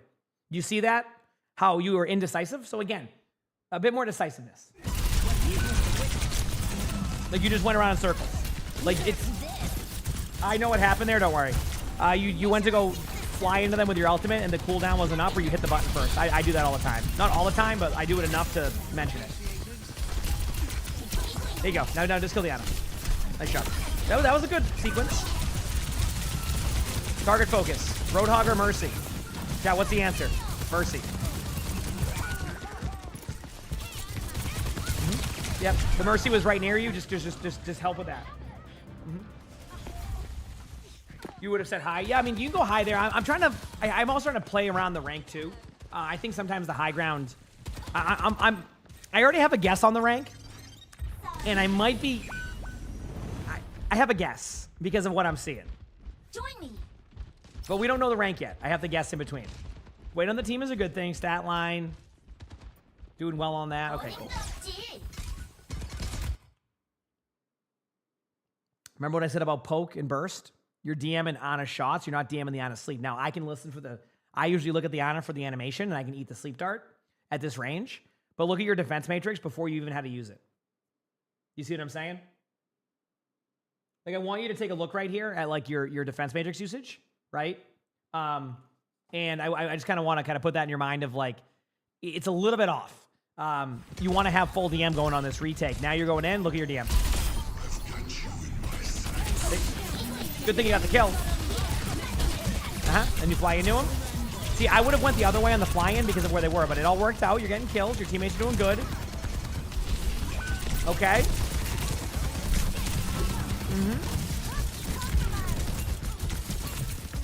Something I want to teach people that I think doesn't happen a lot when I'm watching these. This is not a game for me. One thing I see a lot happening from you is like this. When you're at 90% in your ult charge, you don't have to just fly into the point. You can just go whoop, whoop, whoop. See what I mean? You don't have to, like, you can just tap the point. Every single time you tap the point, unless it's changed, is basically like initially is going to give you a little bit of extra time, right? As the overtime goes on, it goes quicker. But like, just like tap the point, back away. Tap the point, back away, build your ults up. And then when you go to the point, now you can clear the point with your ultimate. Now you give yourself more opportunity. Instead, You fly in and you feed with that Danny DeVito playstyle that you mentioned, and now you more than likely lose this team fight. Not saying you would have won it if you get D.Va ult, but you would be surprised how often you can get people off the point, not have them return to the point, as Chad has probably seen with some of my YouTube shorts or Instagram, whatever you want to call it, right? But you're very like, you have an all-in play style, and I think D.Va is a backline assassin who all-ins at times, but you usually get out. You are front and center when you fly in. I need you to be more flank heavy. I want you to think like Tracer or Wrecking Ball if you know those playstyles. Of course, you may not know those playstyles, so that may not resonate as much, but we'll see. We'll see. Round 2. Capture the objective. Okay. Your pathing has been okay, if it makes you feel any better.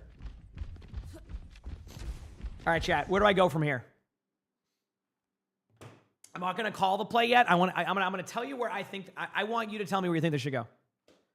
I'm telling you, I know exactly where I'm going from here. I already have a plan. Yeah, top right. Yep, up here.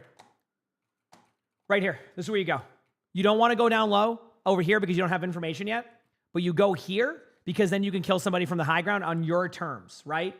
If you fly in here, there's reaction that can happen. But when you go up here, now you can kind of take the team fight on your terms, right? So like you can find maybe the Mercy out of position, maybe a Sim out of position, maybe this soldier doesn't like overreact or doesn't react to you, right? And you can get free kills. So you would fly up here and then you drop down and then you can choose when you go for that, right? That's how you would play that. At least I would. Let's see what you do. Let's see what your decision is. Enemies. Time to tango. You've used half your defense matrix for a Mercy pinged behind a wall.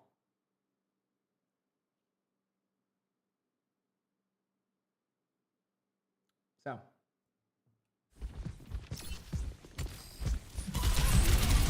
Good DM.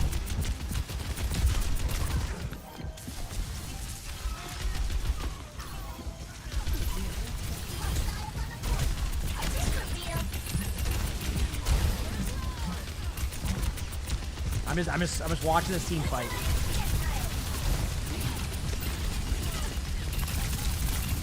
Okay, good shots there, the Sim.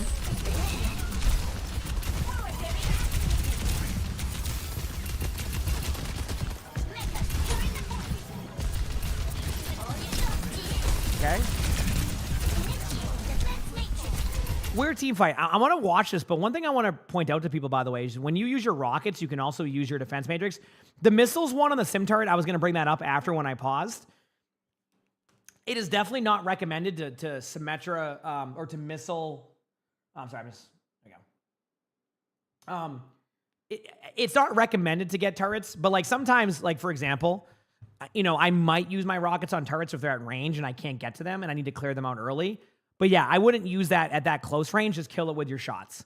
Another thing you're doing, and I want you to get in a better habit of this, I watch you use your rockets. If you have a timing to be able to DM and survive during that, you know you can rocket and DM at the same time, right? So like, no, you can't shoot missile and DM, but you can missile and DM if you're going to wait. Sometimes that's how you kind of like stop some of the extra damage. So I just a reminder that you can use your rockets and then defense matrix. I find that the funny part is so far I've noticed you kind of don't use your DM as much in a team fight, but you use it a ton pre-fight. You almost want to flip that on how you do it. Like you're using DM there, but I don't even know, like there's nothing to use the DM on just yet, right? Like now you would use it on the Hog. Very backup play style, but yeah, I mean, it's not the worst. It's very generic on how you're going to play D.Va, so we're going to fix that a little bit, or try to.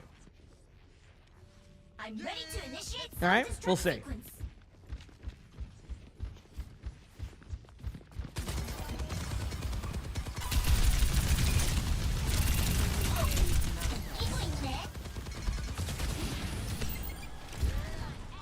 Still watching.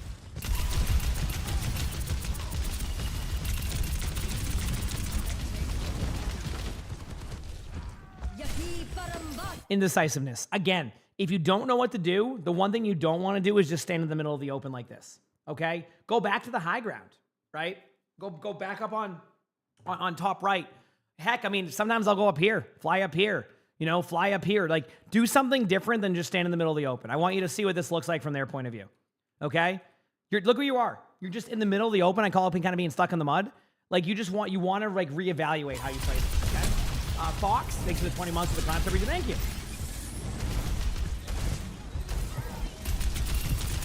Like, you notice how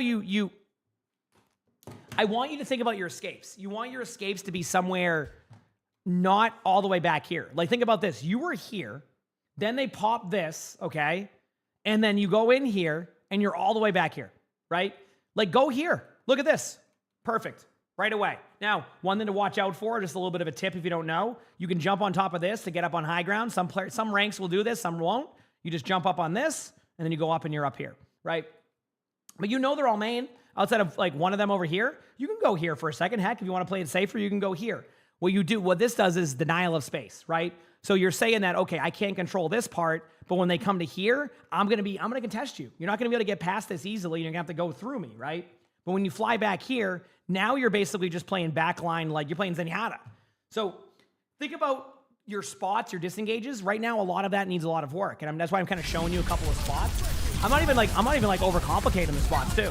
Good DM on the hog. There is a timing on a hog if you want, where you can like drop your DM once, and then you can be close to eating the whole one, but that was still a good use of DM. Okay. Neutralizing projectile. Again, a lot of DM usage that isn't necessary. And I hope that you see that, like, you're just kind of DMing to DM. That's what I'm seeing. So, yeah, this is on PS4, but yeah. Oh, okay. Backing up. Do you see what you're doing? You're nerfing yourself. Initiating defense matrix. You're nerfing yourself. Do you see this? And then you fly in. That Danny DeVito playstyle we've talked about.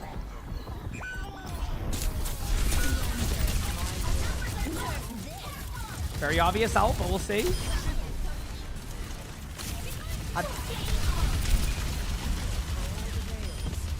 I mean, hey, you got 3. You got 3. I don't know how to react to that, because that should have been 0 limbs, by the way. Not 1, not 2, not 3, 0 limbs. But hey, you know what? Sometimes you just make a play like that. You know? Is what it is. Is what it is. Nothing breaks that I cannot mend. Okay. Anyway. Let's see how this goes on your... Okay, hello? Okay, there we go. 4, 3, 2, 1. You're so Did they come through the TP? I don't even know what they did.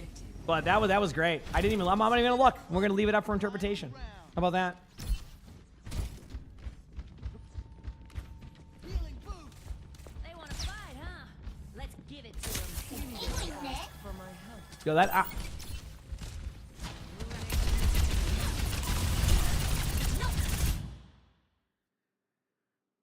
Take map control, don't give it up. Like you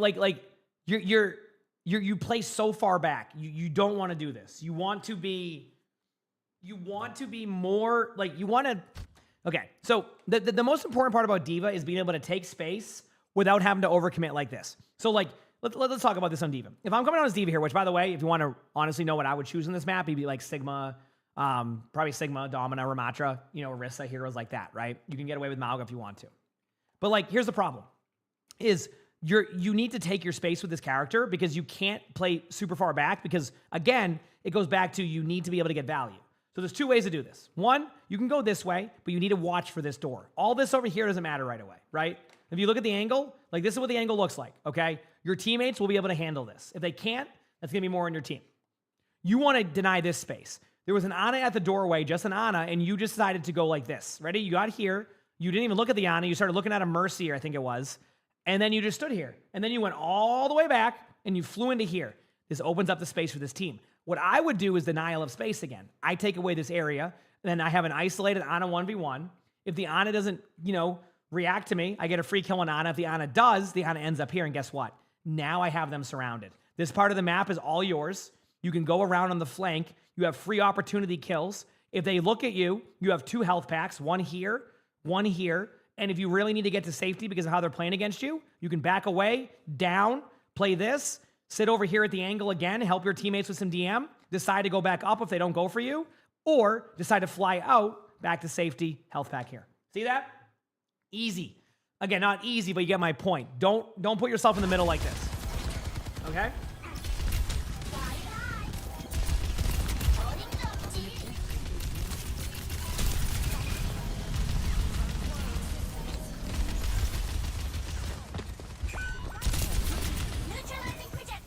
Good eat on the Ana. Okay. Sleep happens. Good kill. Nice. Okay. If you really want to start improving, there's no downtime after you capture the point. Like, what I would be doing now is setting up for the next situation. You know, honestly, when I have some fun, you can go up here. You have a time. You can fly up here and just sit up here. Or you can go here. You can go to some annoying spots. But don't stand there and just, like, chill.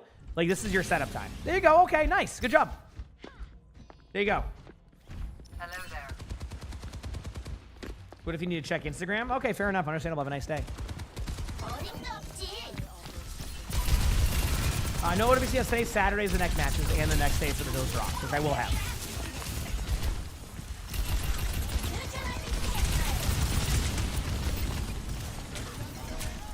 Okay, there it is.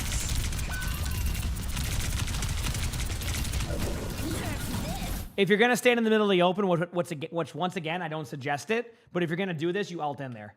Like, there's no point to do this type of ult. Of course, you get a kill with it, but I would not recommend that ult. I'd recommend going towards that. Mercy is going to res that.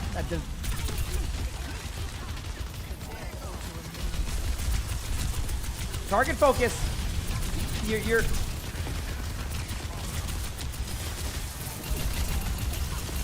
good shot.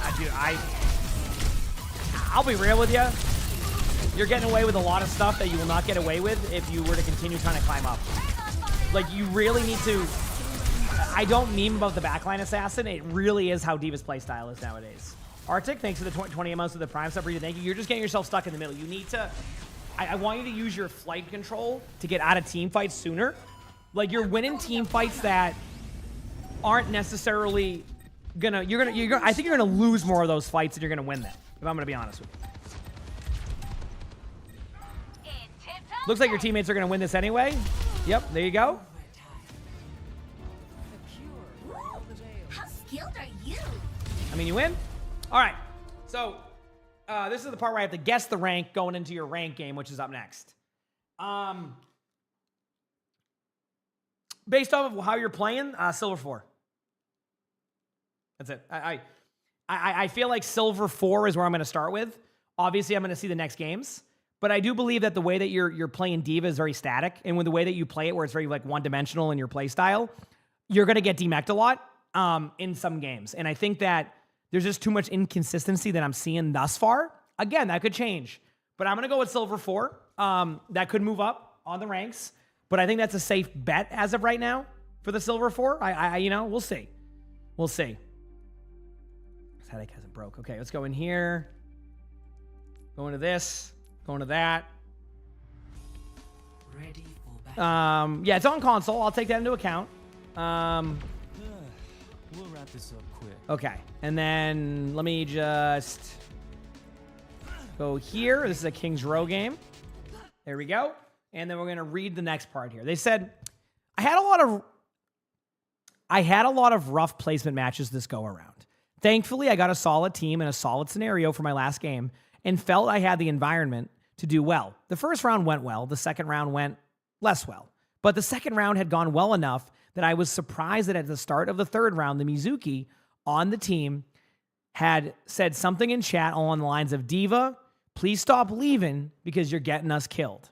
I think he was talking about me leaving team fights while on low health to go find health packs. But I am unsure if that's the issue or his issue or a shared issue on both of our parts.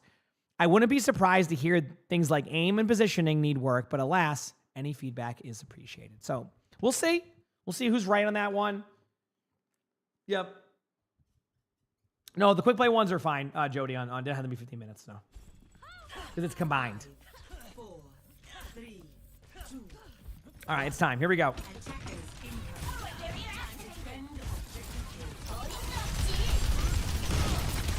Now remember, you're not playing Sigma here, so your playstyle is not standing at the choke. You're backing up again. Yep.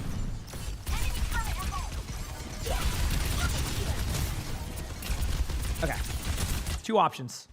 Go up right, go here, pull the pressure this way, go behind them, get kills. Don't want to do that. Fly up top left, make them look at you. Same thing. Don't just stand at the middle of the choke like this. We'll see.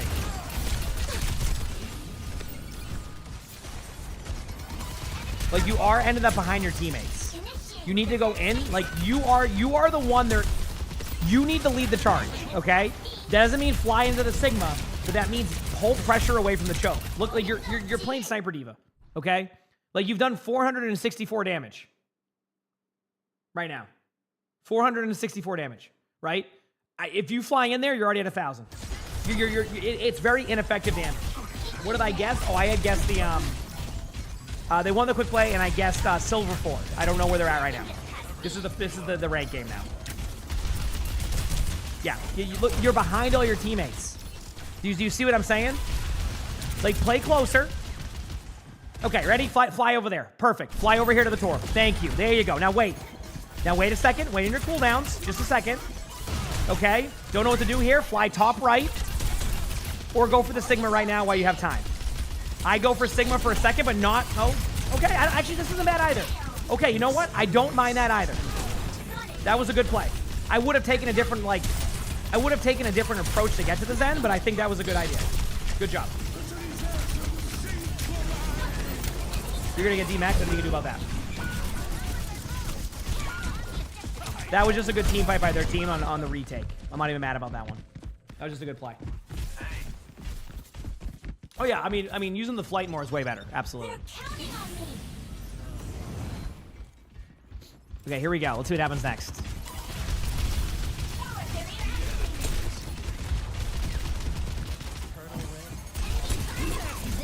That's gonna be good. The Sigma got caught in an eat. Yeah, Chad, if the Sigma gets caught in an eat, it's such a bad feeling. Yeah. I don't know if it's a hot take or not. I still would love if they let Sigma, like, cancel eat, but the trade-off is you get no over health. I suggested it to Blizzard, and it was along the lines of, like, they like the way that the counterplay is now. As in, like, they don't want Sigma to be able to, like, cancel an ability. That's what they said to me. They want you to have to use a rock to be able to do it. So. Yep. All right.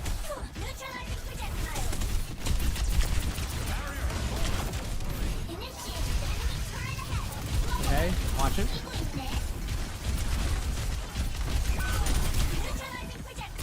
EM usage still needs work, and stop playing in the middle of the open. It's going to be your #1 weakness until you fix that. And anything I will give you on, like, feedback of, like, you know, how to use DM, rockets, etc. If you keep standing in the middle of the open like that, you're going to fall over a lot, and that's going to be your #1 weakness. And if you fix that, everything will also get better. In my opinion.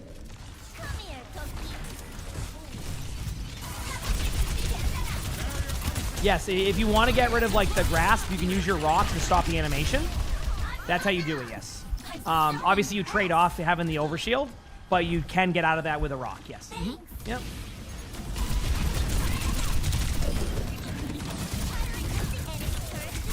Yeah, I mean, again. Experience tranquility. See what I mean? Very front and center, very up in the middle of the open, using defense matrix randomly.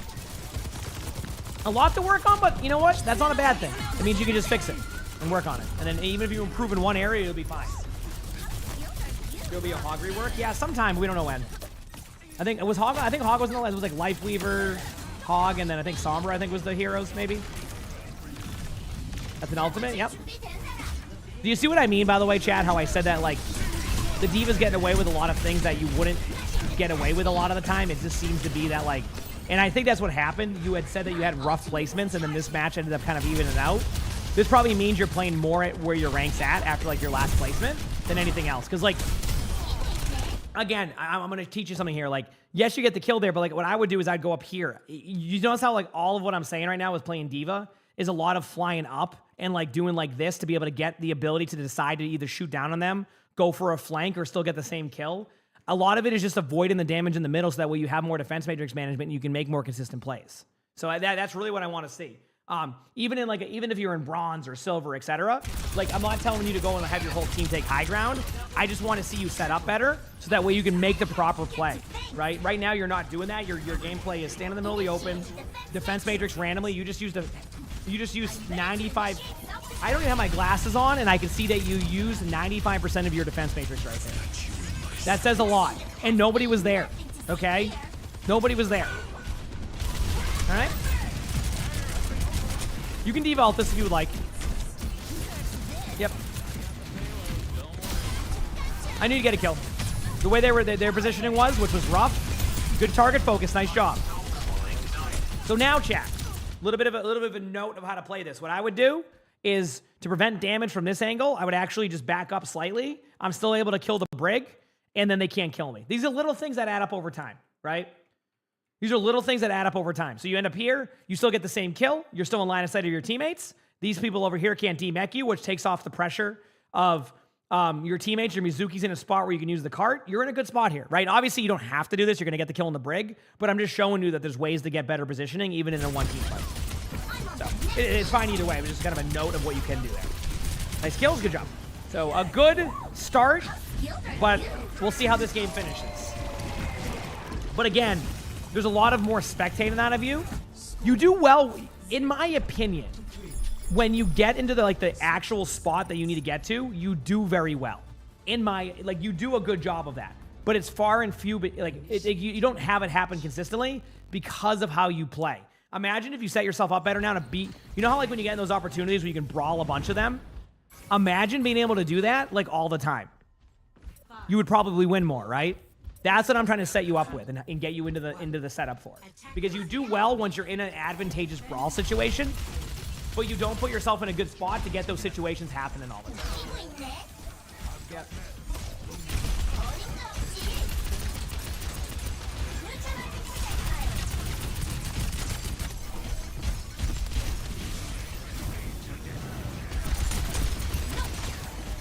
Okay, this is fine for now because you're pulling pressure. Right now, I like this. You're pulling pressure away from the team, chat. The reason why this is good, they are looking at the D.Va. This team is looking at the Ramatra. No one's really going to be able to help. You kind of have isolated 3 of them. You're in a good spot here. This is a good play. This is using your positioning to your strength.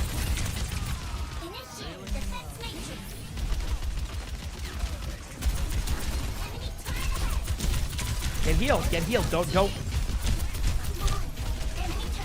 Get healed. Get healed. Back away. Grab a health pack. Play it safe. Play it safe. Okay. It's okay to play statue here.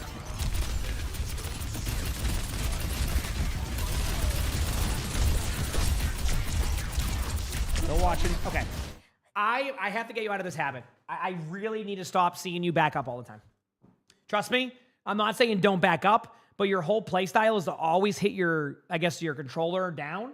Like you keep just going backwards. Like you have this tendency that you'll disengage backwards while also doing your damage. Just get to your spots. Stop doing that. Like if you're here, move over to the right. That's it. That's all you got to do. You're in the same spot. You survive. You don't take no damage.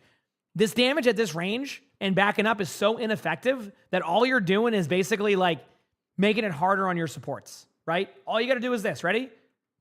There you go. That's it. Right here, over. That's it. You're fine. See? Easy. Now, yeah, you could go for the Ash up here. I'm a little bit wary on that one. That's because like in top 500 games, it's a little bit different on what I can do with that, but you don't need to fly to the health pack that now you have no flight for 2 seconds, and now that, yep, see? You see your playstyle? You're rotating like, it's like you're trying, I don't know if this is a good example. It almost feels like you're trying to like park like an 18-wheeler truck.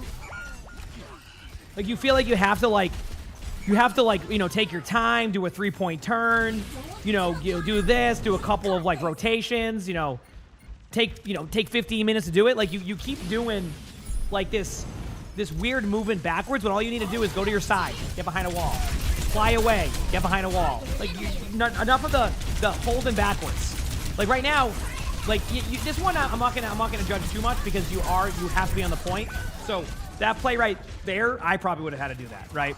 Not ideal, but you want to give your team a chance, right? So trying to back up like a trailer, yeah, as I'm saying, like that's what it feels like when I'm watching this. My You know? ultimate is charging. Clear those noobs off your Yeah, did you, Humanity? I'm sorry. Yeah. You said she'd be getting more value with any other tank like Orisa or Malga, which, you know, we can discuss that very quickly, because I think there's going to be an ad time coming up in a second anyway, so I can talk about it during that. Here's the truth. Some people just don't want to play those heroes. Like I try to help players get better at the heroes that they want to be playing rather than be like, hey, go play Orisa, right? Do I agree that their playstyle is more suited right now for a hero like Orisa, you know, Sigma, Malga, etc.? You know, probably the Orisa or the Sigma. I think Malga requires you to be pretty aggressive, right, with your charge-ins. Like, I think that's a part of the playstyle. But, like, I think sometimes people just don't want to play those heroes. Like, people say, like, hey, why aren't you playing Orisa? Can I be honest with you? I just don't want to play Orisa. Like, straight up. I just don't like playing Orisa. It's not my favorite playstyle. So I don't play Orisa that much. Will I play Orisa if I have to? Like, you know, have to? Yes. But, like, I want to play other heroes, you know? I just don't like playing Orisa as much.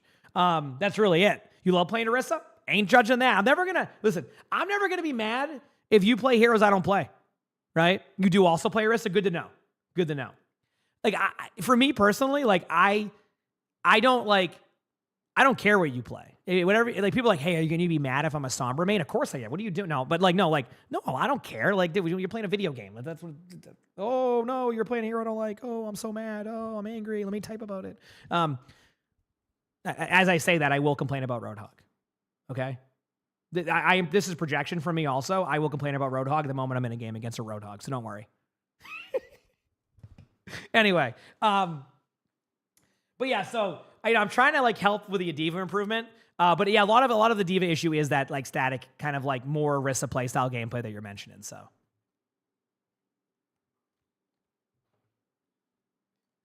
yeah. Yeah, exactly. Anyway, let's get back to the game now. I think those are done too. For people asking about esports loot boxes, they will be back on Saturday at 2 a.m. Eastern. I will be live for those, okay? As long as you're following and you're on around that time, and you can try to be, I can suggest trying to be in the channel beforehand, even before I'm live, and see if that helps. The one thing I cannot promise is that it will actually work that way, but if it does, it does, right? And we'll see how that goes. But anyway, let's get back to this. Yeah, it's very early on Saturday and Sunday for those drops.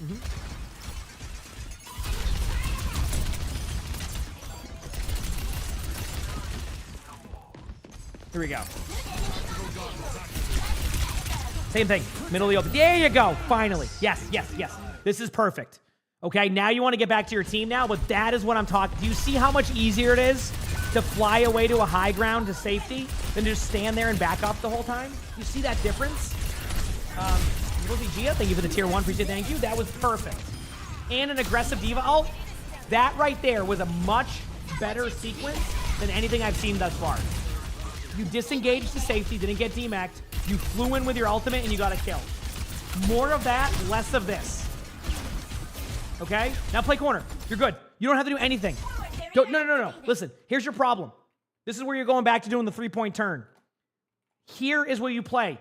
If you go here, they can angle you and see you for damage, right? If you go here, you can defense matrix. I'm not even joking.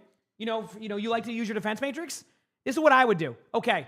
We want a team fight. We need to reset, get our cooldowns back. This is what I do. Ready? I won't even get aggressive here, but I'm not going to like judge that. I would back away. I go here. Defense matrix, half your DM. This will help your Zenyatta to escape and recognize what you're doing. Your Zenyatta can now angle. See? Look at your Zenyatta now. Your Zenyatta can now escape out while you're DM in that corner.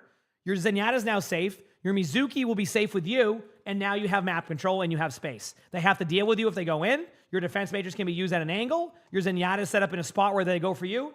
All of this by just doing this. Is going top an option here? Yes, but I think this is the safer, more effective option right now. And I want to start with that one. But you see what I'm saying? About how easy of a rotation that is in a play for you? That's why I'm kind of getting, in the habit of that one. All right? Because this is how you take extra damage, right? Now you're in a bad spot. Now you've lost that ability to do what I talked about. right? And now look what happens. Your teams are forced to go in with ults. Right now, obviously their Bob forced it more than your play. I don't mind this, but you're gonna see what's gonna happen. Yep. So I'm gonna teach you about trading. This is what you want to trade. In a situation where they pop too many ultimates, the best thing you do is you go in and get kills. The one thing that's gonna help you on your retake is getting kills. Remember, the further the cart gets, the longer they have to go from spawn, right? So if you pick up on a kill on, let's say, the Torb, the Ashe, heroes, even the Zenyatta, who you would have killed if you were up there sooner, now they have to walk all the way back. All the way back. So when your team comes back from this team fight, they don't have a Zenyatta. They don't have a Zenyatta set up over here, right? They don't have a Zenyatta set up at this angle, much easier. Do you see what I'm saying? That's where you want a backline trade in those type of situations. You already lost the team fight. So, and you see this in OWCS all the time. When a team has decided it's a lost team fight, they will play like that. They will go for kills. They will recognize that 1 or 2 kills will help them, and then you're good to go. Vortex does look cool. Morning, everybody. Yep. You see why it's better to fly in for trades? At the very worst, you're dying on the cart. That's a win for me. You're dying at the cart at that point. They're taking our payload? No shot. So now your retake is a little bit, harder of a play now. Yeah, the movement is. I mean, if you want some I'll give you like some things to work on at the end of the video. But one of them is definitely flight control, and I'll talk about not even flight control, using your flight. Why is your Sierra the one going up here? If your team is actually, I can't. I don't know your comms. Now I'll be honest with you. If you see your Sierra going, I'm going in too. I'm not even joking, because we're not going to win the next team fight anyway. But I still want to see you be more front and center. It feels like you're playing more of the sniper D.Va, like someone just mentioned in the chat, more of the farther back one.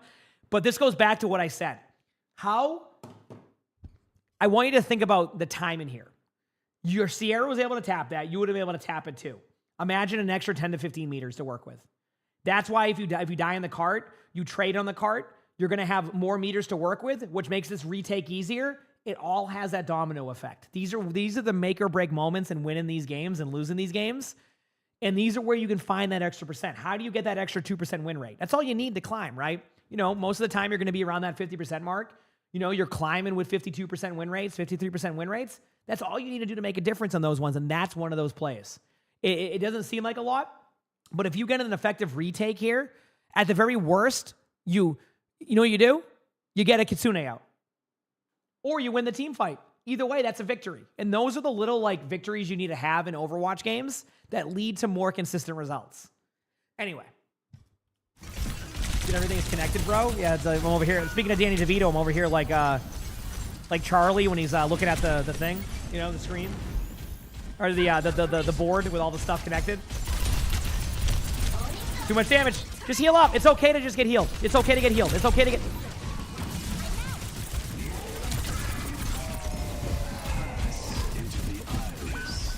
Go to the cart. Just go to the cart. Yep. Just go here. This is where you're at. There you go. Good job dying on the cart.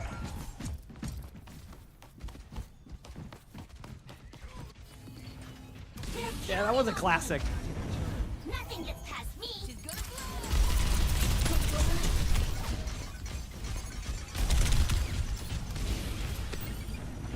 Just wait. Just wait. Wait. DM.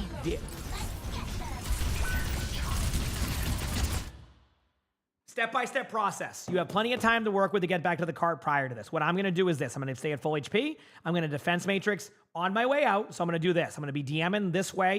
You see what I'm doing? You go, why are you DMing this way? Are you ready? This is why. They're not looking at you yet. They don't even know you are here half the time. They're going to be looking at your teammates here. So what you're going to do is you're going to do this. Ready? You go out this doorway, full HP. You're DMing this angle. You're DMing this angle. Now that you've gone out here, you're DMing this way. You're at the cart. You play defensively. Your teammates have time to readjust. Then the rest is going to be on how you and your team play. But sitting here taking a bunch of burst damage over and over again like this, not ideal. But you see what I'm saying? This is very fixable. This is not, the good news is you have some good mechanical plays with your aim. So but what you're doing there is you're not thinking about your teammates there. You're thinking about how do you protect your mech, and that is causing a problem.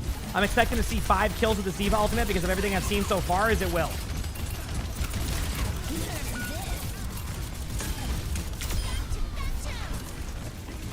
It killed someone still. By the way, there's been a Zenyatta behind you this whole time, in case you were wondering. I wasn't going to say anything, but just so you know, there's a Zenyatta directly behind you this whole time. Oh, but thank you for the tier 1, Jordan. Chat will let you know how to set it up. I'll answer that question in a second, once this round's over. There's literally been a Zenyatta behind the whole time. The Zenyatta is still there. The Zenyatta is still there. Chat, the Zenyatta... They're look at... They're literally... King's Row is going to start charging the Zenyatta rent.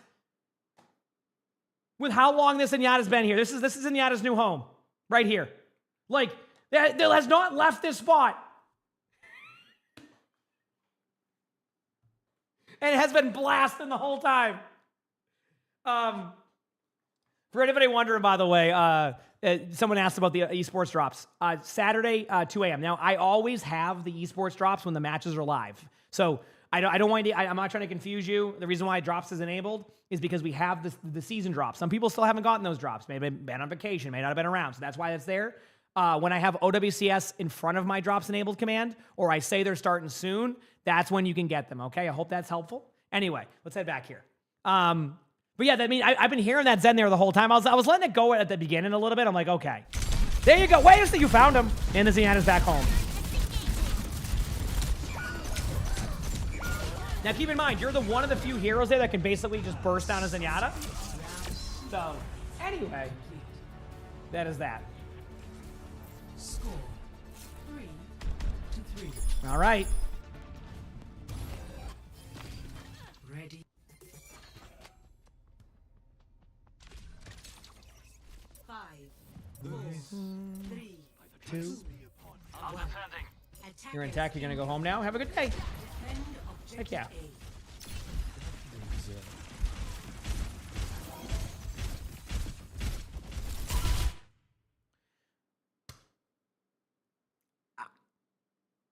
You heard a Torb shooting and you just hit DM. You didn't even see the Torb. I don't think the Torb has turned into Angelina Jolie over here and is starting to curve bullets. So, you see what I'm saying? Like, you want to try to DM when, like, you see them more front and center, okay? The only... What a reference, thank you. I'm so proud of myself for that one. That was clean, too, the reference. That was a clean one, right? I didn't even have to think about that one. I'm so proud. Oh, I'm such a big boy. I did a good reference. Anyway, but yeah, DM usage, I don't want to see you using your DM like this, okay? I'm so hip and current. Thank you, everybody. Thank you.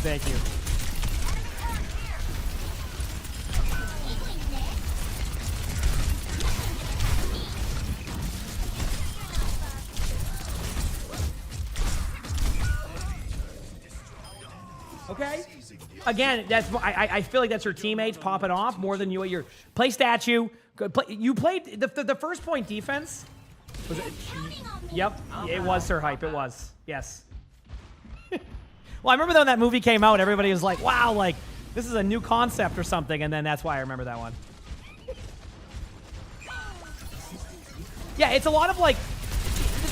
Again, the good news here, and I always say this whenever I get, and again, I wouldn't say that was good news on that one. Don't be, like, when I'm being, like, very animated about what to improve on here, you're going to get so much better if you follow some of this advice on this one.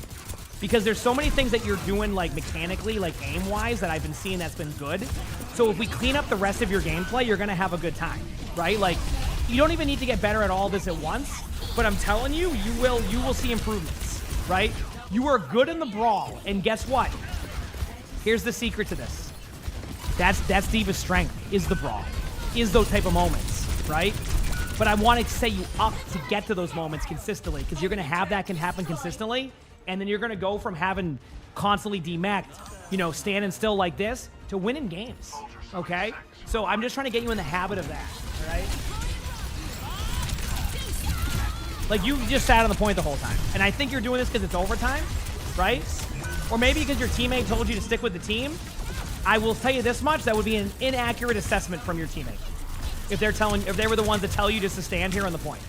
Now, I forgot what you said about that one, but I think you said that, like, they mentioned not to go for this.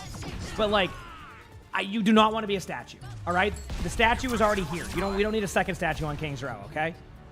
So like the thing, like you're good, all right? You just when it comes to your mechanics of your aim, let's fix the rest, okay? Let's fix the rest of everything because you're gonna see a bit of a climb then.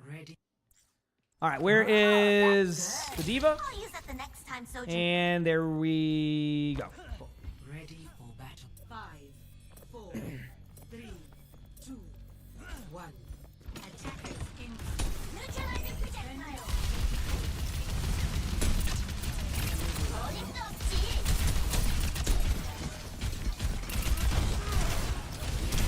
Stop leaving for health packs, you assume anyway? Yeah, that could be. I honestly, I don't even know what they're saying about leaving. A lot of time you don't leave your team, which is actually the opposite of what you should be doing, so.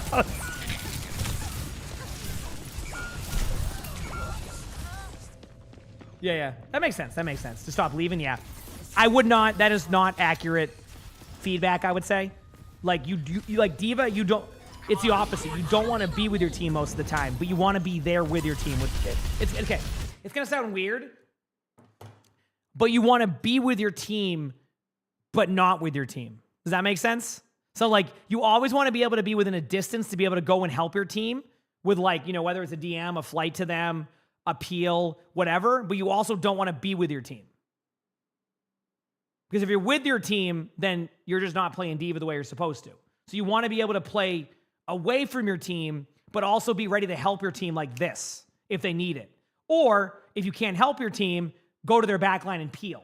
Anything else besides that, you're just going to fall over. So that's why your teammate telling you to play that way, I would say is in an inaccurate way. Now, if they're saying, hey, you know, I need help against this, and like, you know, you keep flying away from me during that, maybe there's some argument there, but it doesn't sound like that was the case. It sounds like they just want you to kind of just stand still in the middle of the open, which got you DMAC.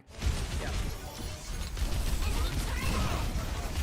Remember, the sub-roll passive heals you a lot. Not heals you a lot, but it helps start your heal. For anybody wondering what the sub-roll passive is, and again, I'm going to reference the video we have coming out, I think, tomorrow, where I talk about this. It's like the bronze basics one we're doing. I actually did an off-stream recording about some things.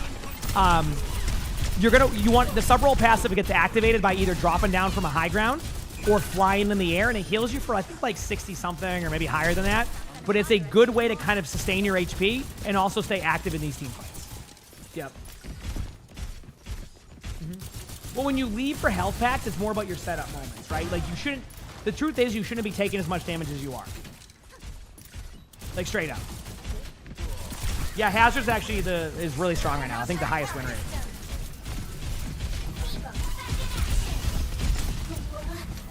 Okay, here we go. Yep, now fly in. This is the right play, by the way. You're doing the right thing here.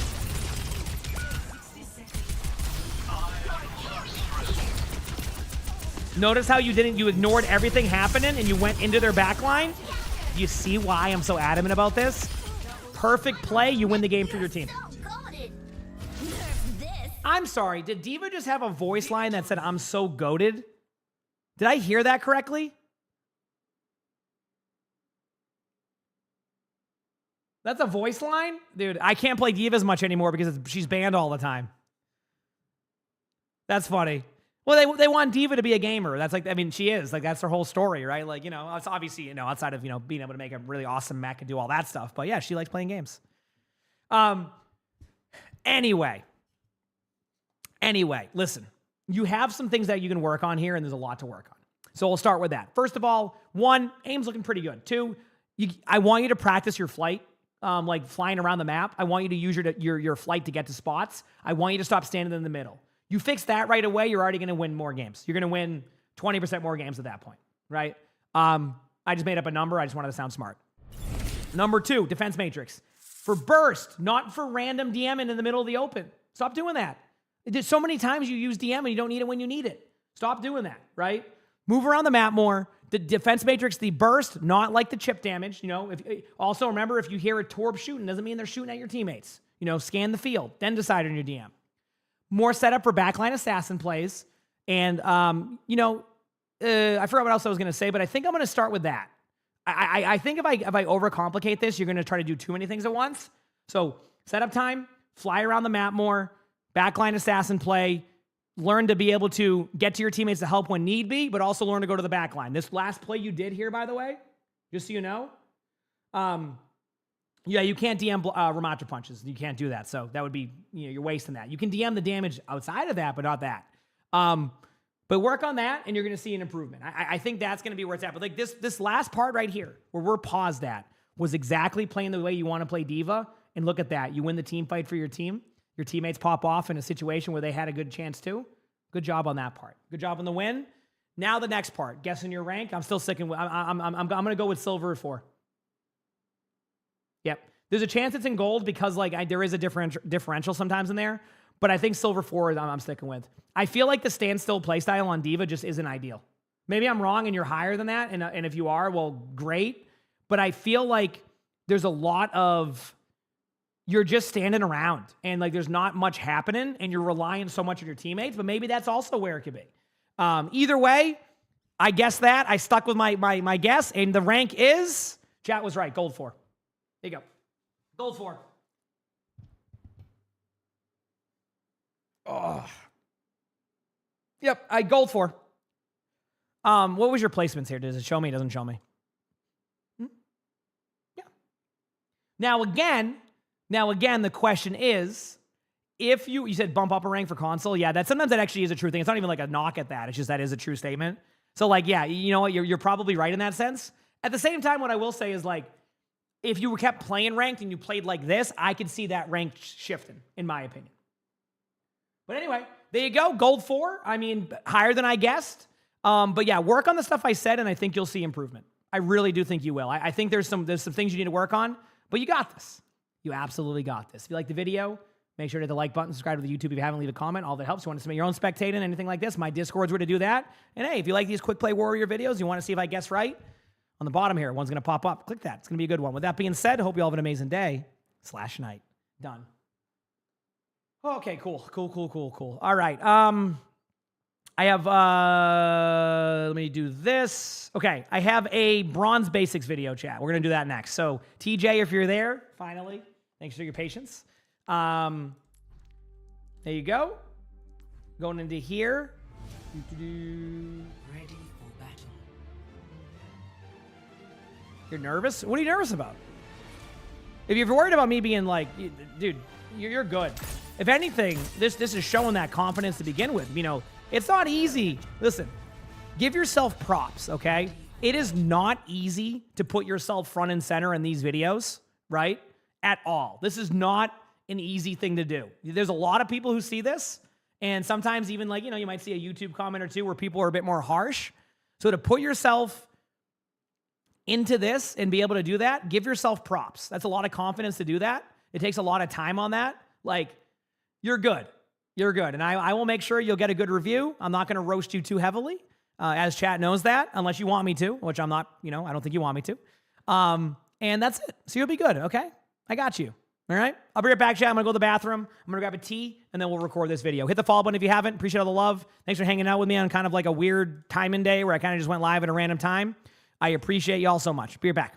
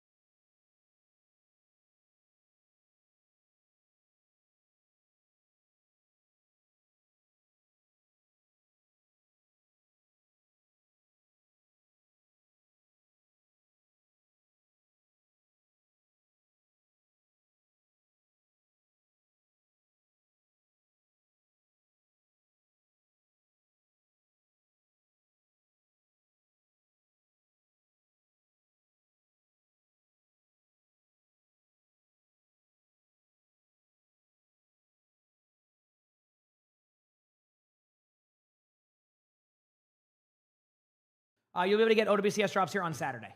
I'll put it in my title there. Anonymous, by the way, thank you for the gifted sub. I might have missed that earlier. My apologies. All right.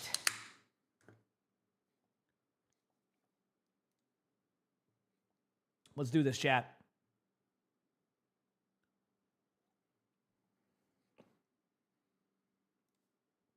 Where are we at?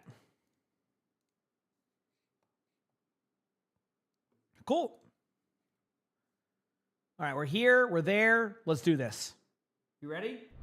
Also, Costero, thank you for the prime sub. Appreciate it. Thank you. And V12, thank you for the gifted sub. You said you started learning mouse and keyboard, and that's kind of hard.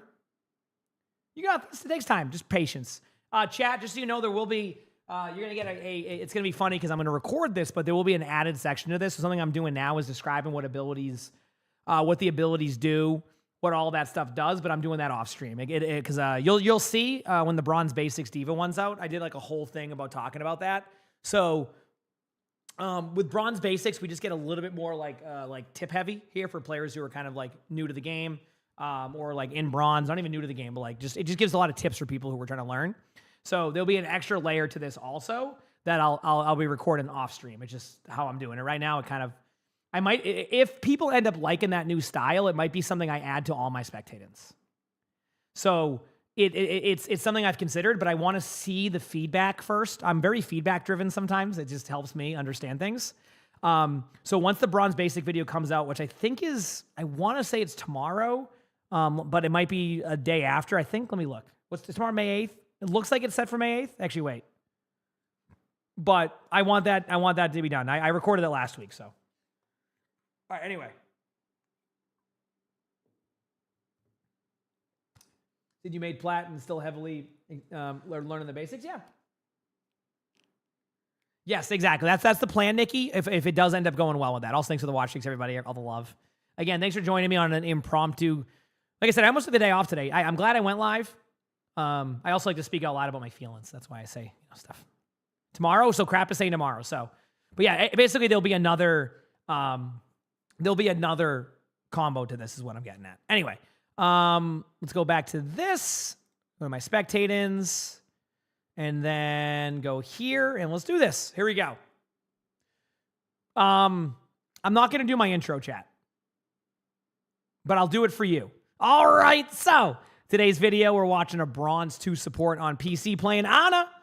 And this is going to be a part of our Bronze Basics series where we're looking for people who are playing in Bronze. And we're going to eventually have, hopefully, a video of every single hero in Bronze. Now, am I going to expand on this eventually? Probably.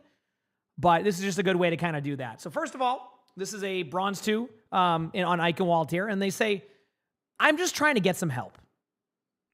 I am close to finally calling it quits, thinking I may be too old for this game in my mid-30s.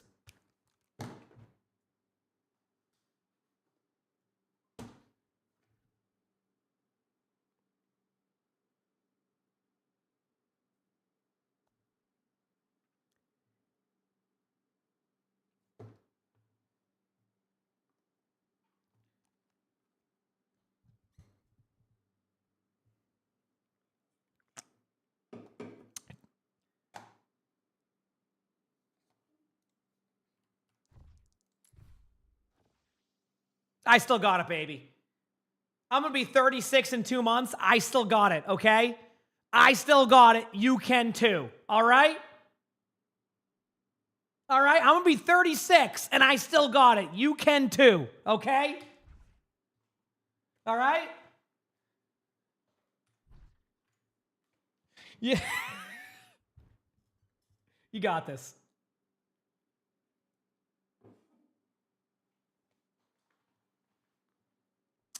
I don't look a day over 8. Yeah, I don't go outside.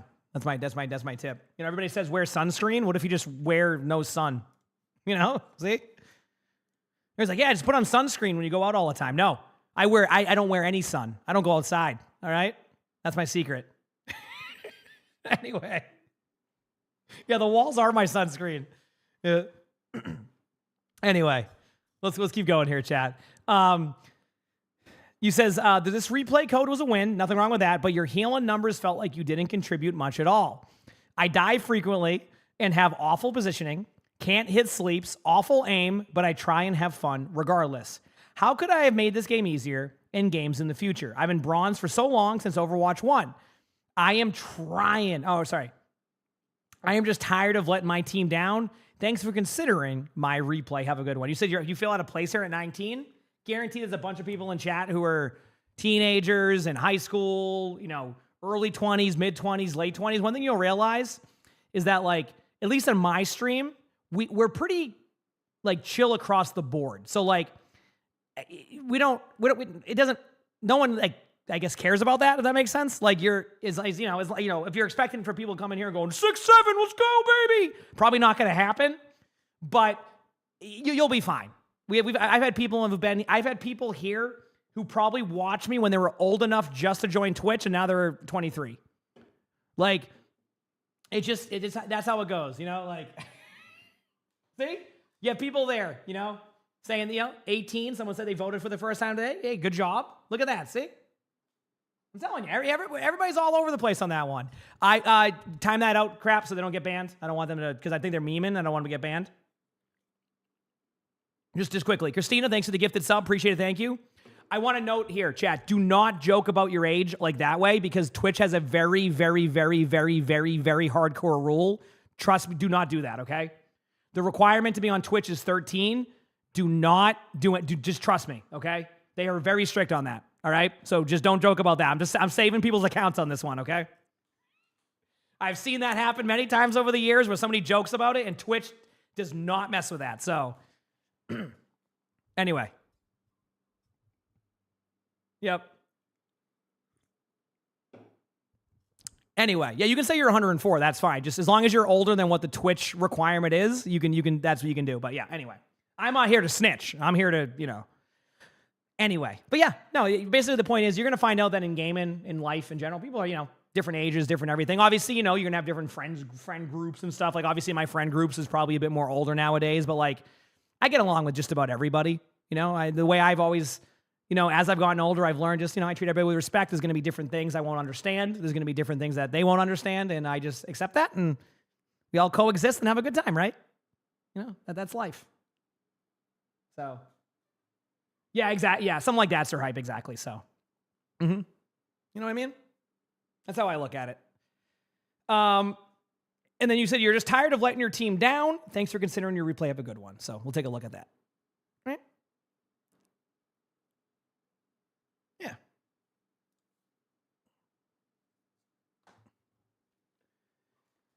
Do.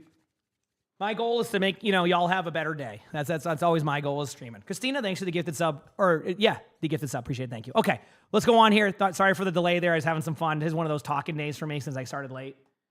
Yep. Let's do this. So we'll see if we can help with your Ana gameplay. Now, first of all, obviously in bronze games, I know positioning can be rough across the board. So we'll see.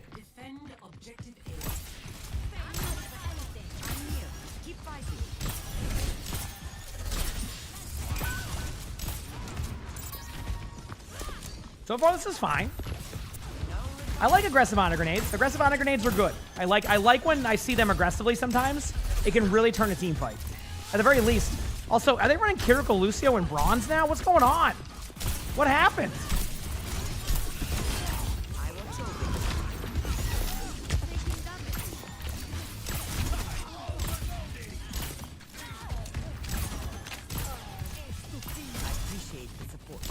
I mean, so far, I don't see anything wrong there. If you want me to really, like, hammer down some of the points, you don't have to Ana grenade them there. They're going to fall over, so you save your Ana grenade. Cooldown management's key. My replay is my Discord. Remember, no guarantee we get to them. We get a ton of submissions by my Discord. So far, that was pretty clean. I mean, if you want me to give you a little bit of advice, since I think, like, this is the point of the video, learn how to uniron sight scope. I'm going to talk about this in the real intro that I'm going to be doing, but so there's two styles to Ana aiming. There's zoom in and there's unzoomed. When you're zoomed in, it's hit scan. When you're out of zoom, it is projectile. But what the real thing is that when you're zoomed in, you can see the heel. Okay. You know what I mean? Don't scope in on the, you know what I mean? You can see the heal. So when you're zoomed in, like when you're zoomed in, players can see that, like on the other team. So they know where you're at and where you're positioned at. So the point I'm making here is getting good at unironed, like, or let me rephrase this. Getting good, like at not zooming in is, in my opinion, an important aspect of this. Like, don't, like, learn how to do both, because then you won't get kind of caught out in certain team fights. Like, if an Ana can learn to do that, yeah, hip fire. Is a hip fire sound good? Yeah, hip fire, whatever, that works. Basically, the only thing you have to change is that when it's hip fire, you have to lead your shot a little bit more. Now, it's a pretty forgiven, like, kind of projectile-like shot, but I find myself, I've won team fights by just being unscoped, healing somebody at an angle, and, like, they don't really know where I'm at. They know they can hear me, but they're not sure, and that can win a team fight for you. So try to practice that if you can. It can be really good in some situations. So he's not necessarily incorrect about playing scoped in is better, but, like, you do need to have times where you aren't scoped in, because when you're scoped in, you become an easier target too. Quick scoping is something that is a good advice, but I feel like if I'm doing bronze basics, I think quick scoping's a little bit tough to kind of like pinpoint. That would be for something different, I think, in the long run. Quick scoping's where basically you, like, scope and unscope really quickly and shoot, or vice versa, and it's like a really quick way to do that.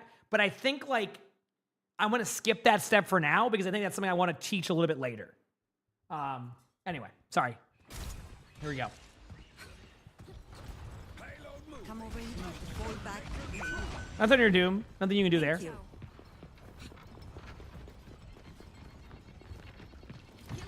Okay. Backing up. Backing up. Look for damage here. Perfect.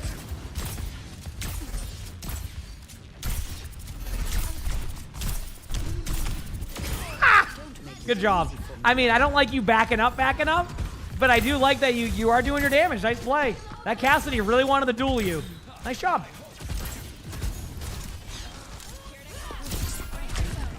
No. Okay, that is something that I think you need to understand here. I want you to learn how to be able to launch grenades across the map more than, like, and I have talked about, don't go for, like, I'm not talking like, try to honor grenade somebody up here, over like there, from there, right? But I think you can get away with this same play by just, like, understanding to position differently rather than run at them in a straight line. You see what I'm saying? So, like, maybe like this. Now, of course, there's some pro play setups we've seen. Actually, I think CJ from Fuel did it, where you, like, set up behind them and honor grenade aggressively. But, like, you're gonna want to more, like, do this. Like, you wanted the grenade there, like, go like this. You still give yourself cover. You can still honor grenade where you want to, and you don't run it at them in a straight line. It just little things like that can add up. I want to get you out of that habit. You're fine.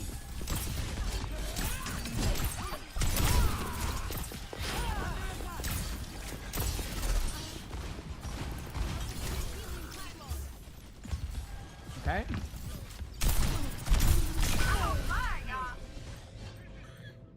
I mean, like, stay on the payload. I don't think you did anything wrong, but man, does that Cassidy hate you? Holy crap! Like, what did you do to that Cassidy? You won one singular 1v1, and they're running it down mid to go kill you. Which technically is the correct play by their cast, by the way. If you're the Cassidy there, that is a good pick, because you're getting rid of the Ana. Nano, anybody you think is... Oh, he's back! Well, why is he back again? Why is he... Wait a second! And you were worried about your aim? Get rolled!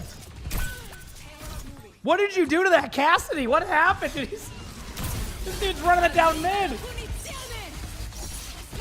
I would... okay, this is a misplay by you. When you have a snowball like this and an advantage going, I would nano somebody. I would suggest nanoing your Ayari or your Doom. Believe it or not, Ayari being nanoed has been happening even in OWCS right now. That ultimate combo, plus a little bit of a tip. Now, again, I'm not saying do this as you climb higher, but I think this is an okay tip for bronze. When you nano your teammate will feel more obligated to use their ultimate in a situation rather than hold on to their ultimate for the perfect moment. So the point I'm making is sometimes you can kind of, like, nudge your teammates along to kind of, like, use an ultimate when they normally wouldn't do that, right? So you kind of have that power here of controlling a team fight of, like, okay, we have a good snowball here. We still have numbers. Keep in mind, I'm calling for the Nano prior to this ultimate from Vendetta.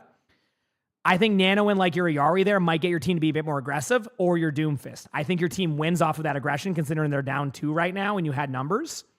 And remember, you build the Nano quickly. You already are 12% on your next Nano, for anybody who doesn't know what that means. If you look at the bottom right now, it says 12 out of 25. Well, at the beginning of this year, when they launched this new style of Overwatch that we see now, you have a sub-roll passive, and that sub-roll passive will give you extra ult charge on certain supports. Ana is one of them. So right now, you're already at 12% Nano, so use that Nano, and you've already started your next one. Nano is quick to build, so take advantage of that. Be more aggressive with it. Like that can win more team fights, okay? So, anyway. We're outnumbered. Be careful. Time for the reckoning.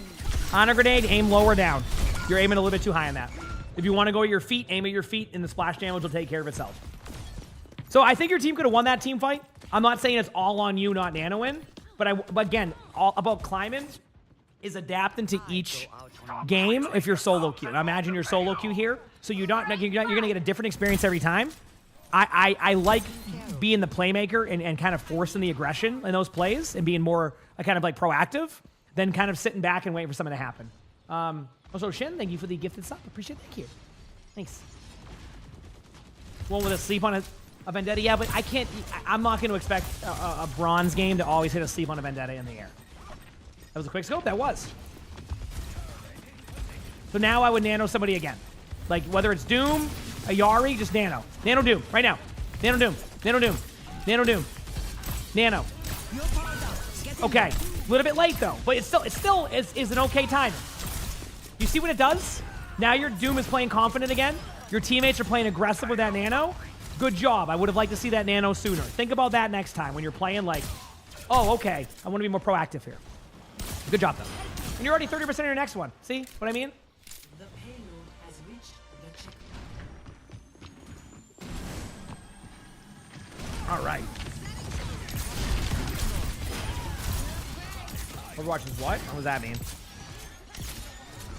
Yep. But, oh, yeah. I did want to point that out, too, and chat brought it up. Your positioning was great there. Going for the bridge high ground and putting yourself in a spot where nobody can get to you. Excellent play, by the way. Just want to point that out. That was pristine positioning. Good job. Everything there was well played. So good job on that one, okay? Anyway, let's head back here.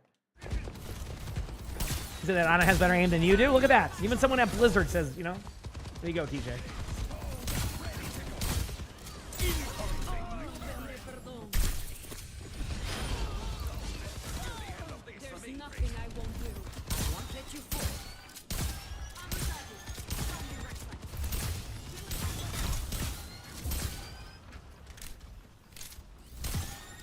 Okay. I'm not going to have them reposition here, chat. I think this is good. There's a very risky position and that I win on a lot of the time, and like aggressive Anas can go up here. The downside is if they go for this, but in a bronze game, I think you can get away with it. So don't be afraid sometimes if there's a little bit of downtime to reposition, but you don't really have to. It's just if you want to be more aggressive. This is fine. This is a good spot, by the way. Yeah. This spot is good because you can kind of like, they can't get you, but they can. But if they have to go for you, they have to go up here. And it, like usually you can use sound cues. Again, might be a bit too advanced for bronze, but I also want to give you kind of like some tools. So let's say that like after this you climb up a rank or two. You never know. Now you have something in your back pocket to think about. Okay.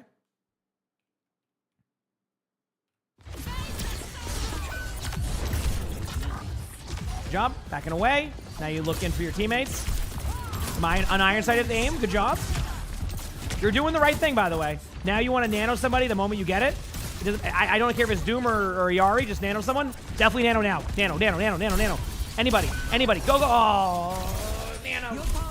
Get in there. Like, if you nanoed your Torb there, I wouldn't have been mad. Your Torb has ultimate. You Yep. Okay. So, again, I want to point out to you, it's indecisiveness or, like, you just trust me with, hesitation on ultimate is the better way to put it. Yes. So I want you to be more aggressive with your nanos. And you just said you're holding them badly. You didn't even realize it. That's why we do these. I'm telling you right now, even having one more, like, nano a game could be an extra game that you win, that you normally would lose. In Overwatch, it all adds up. All right? I do like that you're putting out some pop shots there, damage-wise. You do a pretty good job of scanning for your teammates. Obviously, you're going to get pulled in soon by the queen.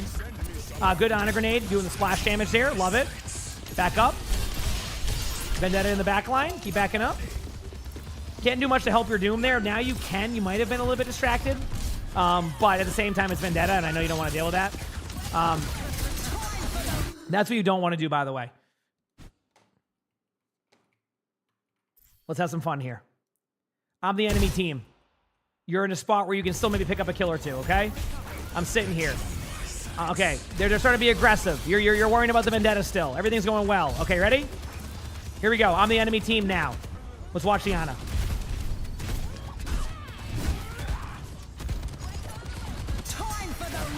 Notice anything? Focus on the team fight in front of you. Do not chase somebody and go out of your way to put yourself out of position. You were a clear cut, like just fall over type of scenario there. So, yep. So I just want to show you that. Don't get like don't fall for like running around the map to chase somebody like that when you're gonna put yourself out of position. Now, we're gonna lose that team fight regardless? Yes. I'm just looking at your healing stats. You did mention that earlier. That's fine. I think people like. I don't know if it's just me, but I think Ana does less healing than people think, from an overall consistency level. Like, I think like you might get jebaited by stats here. You're in a bronze game and you have an Ayari on your team who has more healing than you. Why does the Ayari have more healing than you? Because that Ayari has a pylon that auto aim heals. That's it. If you're playing a Lucio, if you're playing a Mizuki here, if you're playing a Kiriko, you have a lot quicker heals and more survivability and more like how to maneuver. But the moment your teammates are out of line of sight, you can't heal. So you have too much downtime, right? You don't have the ability to keep up with certain spots of the map like other heroes can.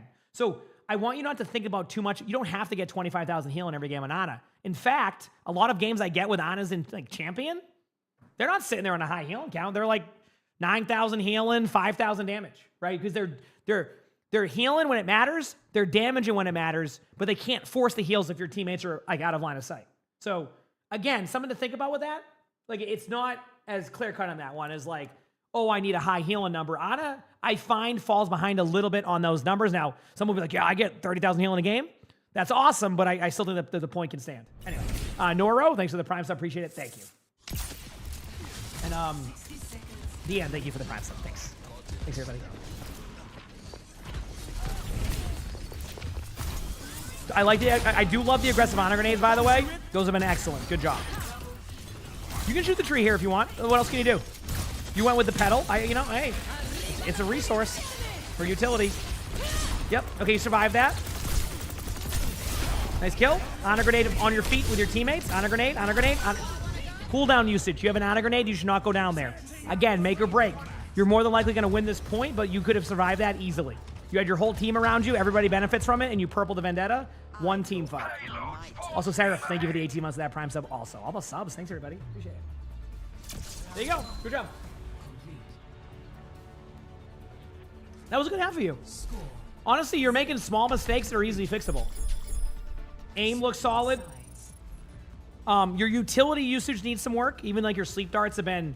You're afraid to use them sometimes, which again, I'm okay with that for now when they're running like Vendetta. So it's okay if you want to save them. But you've been doing good. I mean, for being bronze and like you said you were nervous about this and talking about your aim, I think you just needed to see that you just need to hit your buttons more. Like you're almost playing too safe. So, keep it going though. See what happens. Yep.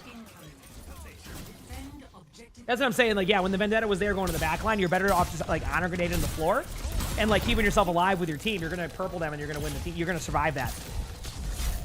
It's just not worth being traded on. Like, because that have a domino effect. Okay, the Ana dies. You're in a good spot to get the point. Oh, they went Mei and Venture. Now they have a Mei on point. Venture's under the map. You can't do anything. Boom, they all get back in time, and now they don't have an Ana. Things like that. You see what I'm saying? Enemies on the point. Lock it down. I'm under attack. I'm no easy mark. I'm sorry, you're worried about your aim? I just want to make sure of this one. I'm going to give you something here. And I think this is advice that even as a streamer I can take. Or anybody can take. They always say comparison is the thief of like joy or whatever that is. I think you might be watching people with good aim and you're comparing your aim to that. You have good aim for bronze. Yo. Also, Mad, thanks for the 38 months with the tier 1. So I want you to stop comparing your aim to like, you know, maybe a champion player you watch. I mean, you know, I don't know if you're watching any champion players with good aim or anything like that. It's just more of a thought. You know, I don't know if you're watching anybody with like stop. Are you kidding me right now? Stop. Come on. Put the cameras away. Come on. Dude, that's crazy when the cameras do that. It's crazy. But anyway, my aim's okay. Dancing Dragonist, thank you for the Prime sub. Winter, thank you for the tier 1. But the point I'm making is like, I do the same thing. Like, how often do you hear me go, damn, I suck? And chat's going, you suck? What are you talking about? It's a habit I want to break one day. Probably never will. But I more compare my aim to where I'm at than what is ahead of me. Like, if my aim isn't champion, I go, yeah, I don't have proper aim. So I'm like, dude, my aim sucks right now, man. But I shouldn't be comparing myself to proper, right? Like, you know, that's just good aim. So the point I'm making is like, your aim right now in bronze has been good. I just watched you aim onto a Vendetta, right? On Vendetta, okay? Dominate a Vendetta, no problem. Okay? That is good aim for bronze. Progress, right? Take the progress you have now. All right? So, yeah. Anyway, let's keep going here.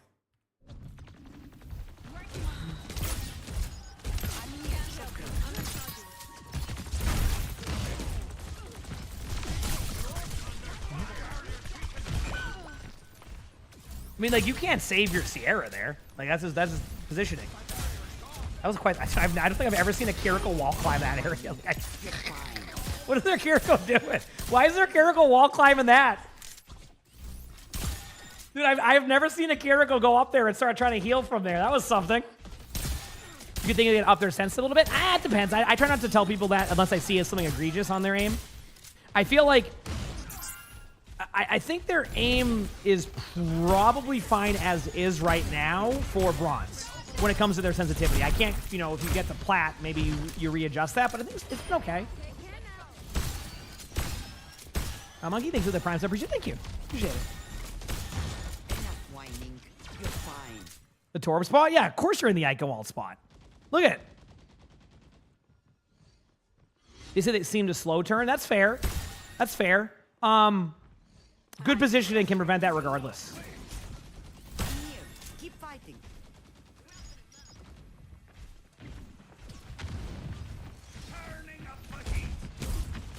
It's a weird sequence.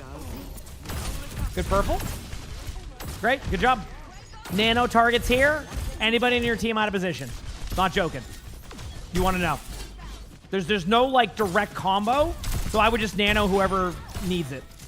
Is your Sigma playing too aggro and you need to save them? Give them the L. Now they're obviously they're hiding behind walls. Again, if you need to hear this, your Sigma not being healed is on your Sigma. Now, could you have adjusted this way and maybe got an angle somewhere? Yes, so you could try that. But like overall, that's on your Sigma, not you. Okay, remember that. If you're playing an Ana and your teammate knows you have an Ana, you do not have to play like super hyper aggro like that. Okay, like you can. Like it's on your teammates. Recognize, like this goes for anybody in ranked. Recognize what heroes you have on your team, and then adjust accordingly. If you're not getting healed as Sigma, that's your fault. You're out of position. You're behind a wall. Your Ana ain't gonna get to you. Your Yari would not be able to heal you over time because of the passive that reduces healing. So like that's on your Sigma. That's not on you, right? Just remember that. Yeah, you should know to back up for heals. Exactly. So like that's like sometimes it's like on your team to make that adjustment too. You can't like I would nano a Yari right now, like or anybody on your team. Actually, in hindsight, no, I would have actually gone for that because I think that your team can still win with the numbers there. Your Sigma's almost back. So one thing that you probably have already seen, you're very safe with your ultimate. Yeah, exactly. You're saving your ultimate for Overwatch 4. Yeah, you're at 23% on your next ult already. If you used it there, even if it was a bad ultimate, you're at 25% going into second. I like those odds. Again, you're going to notice I'm more of an aggressive ulter. So, like, sometimes I might call for, like, you know, what could be a bad ult. But I find that aggressive ults win me more games than waiting for the perfect moment. So. Nano your Sigma. Nano your Sigma. Nano your Sigma. I would have nanoed him before the rotation, but maybe it's fine still. Okay, well. Okay, you're making the adjustment. Okay, they didn't push past. Okay, you got lucky on that one. I do like the reposition. Nano, nano, nano. Let's get a nano going. Hit that nano button right now. There you go. A little bit too late again, though. And see how you're already at 25%? I don't mind the auto grenade drop down. I think, like, you were getting pressured up top. Okay sequence there. It was an okay sequence. Yep.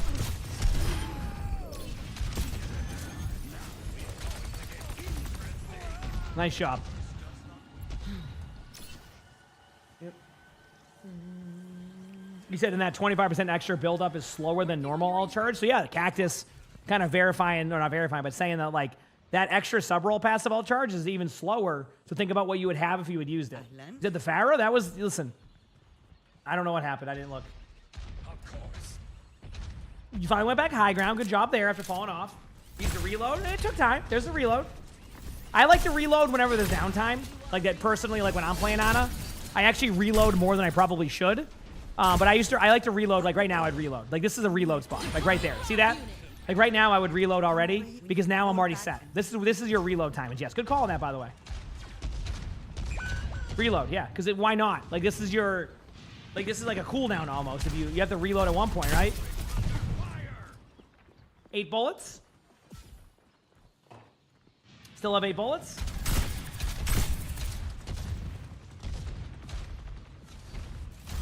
Yep. 6 bullets. Good kill on their ground Pharaoh. That's a Life Weaver tree. See, their Life Weaver learning from the advice, just popping ultimates randomly.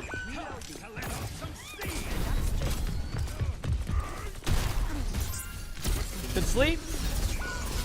Hot take, I actually grenade myself there to try to survive that, but either way, you're probably hacked.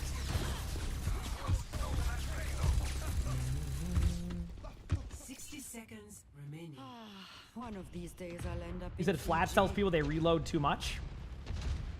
In Overwatch? Justice reigns from above. That's... I would... yeah, okay. You can nano somebody here. Good job getting kills, though. Stop the payload. Healed up. Yeah, I mean, if you're taking one shot as Cassidy and reload, and that's different, but on Ana, I don't think you can... It's going to be just the downtime. I just look for downtime. Like, if you find... My take on Ana, if you find any opportunity to reload where it's a safe way to do so, you do so. Like, even if you're in a team fight that's a 4v3, but you recognize they're backing up, and you have a second, I reload during that. That makes more sense to me, right? Yeah, I don't know. Anyway. Like, you look for the opportunity to reload, and, like, then you have way more uptime on your heals because you're not, like, in this weird spot. Yeah. Well, Zarya, you don't want to reload too often because remember, I guess this is a random tip. Good job there, by the way, with your play in general there. But a bit of a tip I have for Zarya is like, if you didn't know this, I think most people know, but maybe people don't. Do you know when you have 1 ammo, if you do a right click, it counts the same as whatever the amount is? I think it's like 25 now or whatever. So like, in my opinion, if you're on Zarya, use a right click when you get low on ammo, because at that point you're getting the same value no matter what. Like a one ammo right click is the same as like, I think it's 25 ammo right click. Maybe it's 20 now. They keep changing it sometimes. So like, so that's what you do. So if you have 1 ammo on Zarya and you right click, it will be the same as if you did it at the full amount of whatever that ammo is. So don't reload early, just right click. You have 15 ammo, right click. And then it's a free right click. If you hit damage, you hit damage. If not, you reload. That's what I do. Yeah. Because those right clicks can do a lot of damage. That's like one of the biggest tips I give on Zarya is get good with your right clicks because that's where you get the value. So yeah. Yeah, same with Zenyatta, same thing. Yep. Mm-hmm. Yep. Yeah. Don't waste that. Yeah. Same with Zenyatta, exactly. Anyway, let's keep going.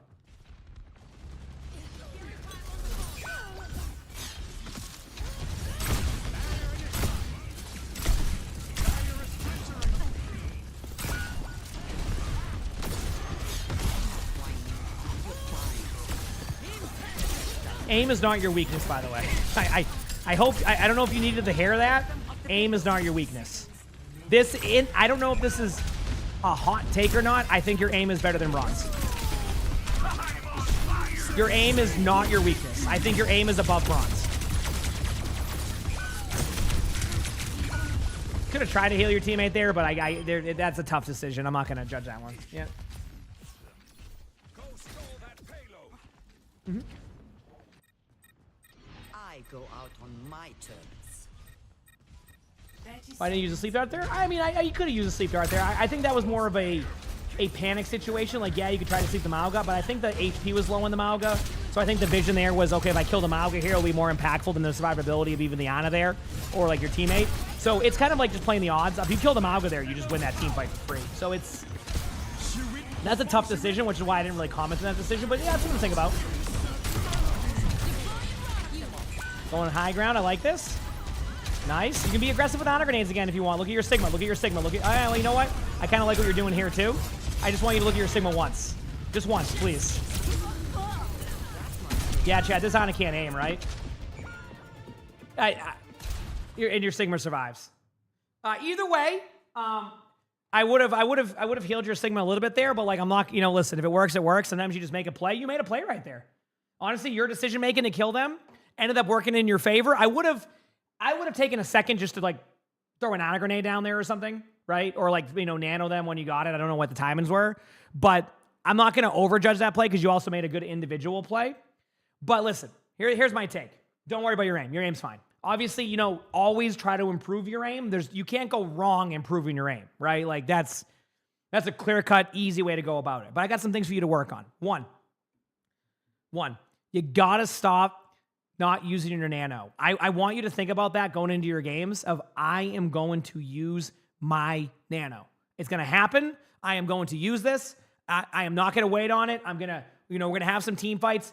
Even if your teammate goes, oh, why'd we nano that? That person will complain no matter what you do, right? Just use your nano, use it more proactively, and watch the results get better. Number 2, all right? Work on that iron sight, not iron sight, the zoomed in, unzoomed in type of play. You did a lot of it towards the end there, but be more consistent with that. And cooldown usage. At times you forget about your cooldowns, and I think that could really help you a lot. Like you don't auto grenade your feet when you need to. You don't use your sleep dart in situations where you could use them. You use them effectively when you do, so why not do it more, right? Like in my opinion, you're effective with your honor grenades. You're effective with your sleep darts. Now, of course, there's some like a little bit of a note to that. Like obviously, like if a Vendetta is going to be in your backline all the time, which did happen towards the tail end of this game, or like a Doomfist, you want to save your sleep dart, right? Like if you have to worry about a backline pressure play, you have to save your sleep dart, right? Because if you use it randomly on a Mauga across the map or something, that's not going to be that effective unless you have like a Zenyatta to follow up right away your whole team. Obviously, it depends on the distance, but like, think about that sleep dart usage based off of that. But if it's not on you all the time, use your cooldowns more. Like you'll find more effectiveness. If you were missing all your sleep darts and your honor grenades, I'd be like, okay, we want to work on that. That's not the case. Your aim is there. I think maybe you just needed a bit of that confidence booster to recognize that like you can climb out of this. So use that to your approach. And I guarantee, I always say I guarantee, you'll have a very good chance that you'll be able to climb this. I can't guarantee it, but I think that if you learn from this, you'll rank up. All right? You got this. You absolutely got this. If you like the video, make sure the like button. Subscribe to the YouTube if you haven't. Leave a comment. All that helps. If you want to submit your own video for Bronze Basics, remember right now we have done a D.Va, a Sigma, and an Ana one. So if you play any of those heroes, outside of that, we're looking for those submissions all the time. And or just anything on my Discord. And if you want to watch our previous Bronze Basics where we talk a little bit about D.Va, click this link over here on the bottom. It's going to be a good one. With that being said, I hope you all have an amazing day/night. You said I said you'd climb out of silver with your mechanics, but you ended up in bronze. I didn't know it was April Fool's meme. I think you misheard me. I said I can't believe you're in silver. How are you not below bronze?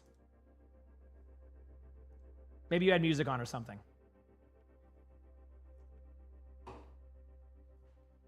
All right.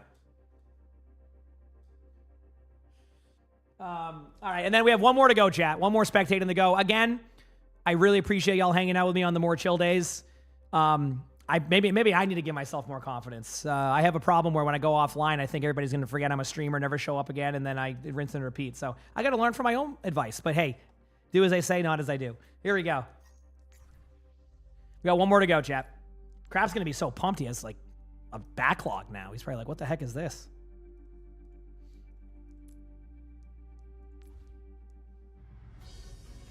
Ready for battle. Yeah, it's a me thing. I've gotten better at it over the years. I also just like what I do. Okay, Austin, you're up next. Honestly, I was gonna not do one, but then you've been very patient in the chat, and I'm gonna do it because you've been very patient. I respect that. Here we go. We're good. All right, give me a minute here just to kind of reset, give my voice a slight rest between the stuff there, and we're good. Obviously, I don't need to rest my voice. I'm not gonna shut up anyway. So yeah.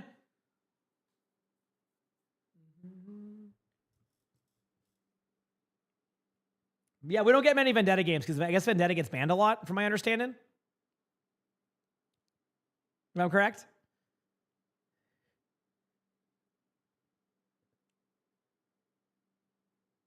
I'm gonna shut up, continues to talk for 10 hours. Oh, 100%. Heck yeah, Epic, let's go. Did you see a pattern of me leaving the timer on 6.9? Really? I never noticed that. You don't normally believe in Elo hell, but if that person's in bronze since Overwatch 1, you don't know. It really could be a confidence thing at that point. Like sometimes you think you're worse than you are, so then you always overthink what you're doing. That's just in life in general. I mean, I overthink all the time, right? Does anybody has anybody ever done this where you walk yourself through like a very slight interaction? Like if you like walk by somebody on the street and you say hi and you have a conversation, you're like, wait, that was good, right? That was a good interaction, I think. But wait, should I have waved hello sooner? Did I seem rude? What did I do there? Like, you know, what should I have initiated the conversation? Oh, dude, I don't. Whew, okay.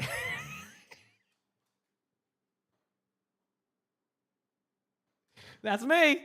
Yeah. You're socially overconfident, so you just usually assume you're amazing. You know, I wish I had a little bit of that with a little bit less main character to go with it, you know? There's a little bit, I wish I had that a little bit. I will say I'm more confident now than I ever was in my life, but like, I don't really care to be at times. Like, I'm not going to go and try to be like, look at, I'm walking into the room, look at, you know, my God. You know, but like, you know, I've gotten better at it over the years, which is nice. Yep. Yeah, I do the same thing. Yeah, I think Lonnie does too. Lonnie and I both do that. So the best part about Lonnie and I being similar in that aspect is we can bounce ideas off each other. Okay, did we do good in that conversation? Okay. Oh. Holly, thanks for the 10 months with the Prime Sub. Thank you. We're like bouncing ideas off each other. So anyway, let's we have an ad time coming up, chat. I'm going to use this opportunity to walk around for a second, and then we'll start off with this Vendetta VOD. And then after that, I'll figure out what I'm going to do, if I'm going to keep going, not, etc. So do me a favor, hit the follow button if you haven't. If you're on YouTube, like the stream, and I'll be right back in a couple minutes. All right.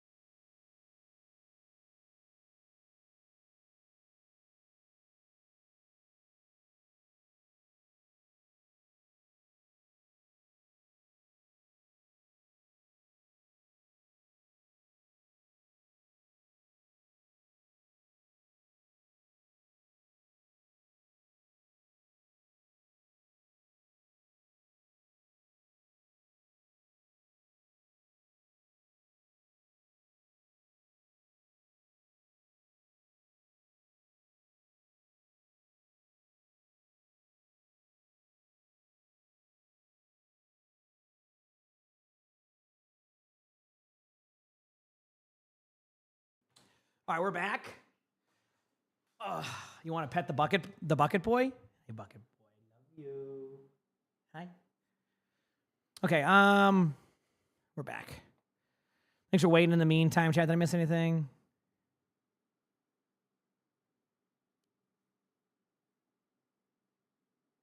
So you should give yourself more grace. Oh, I always try to do that. Yeah, I saw that now. Yeah, it's a good way to look at it. Jamie, 22 months with a Prime sub. Appreciate it. All right, we got one more to go, chat. You ready? Let's do this. 1 second. There we go. No, this one is not that. All right, here we go.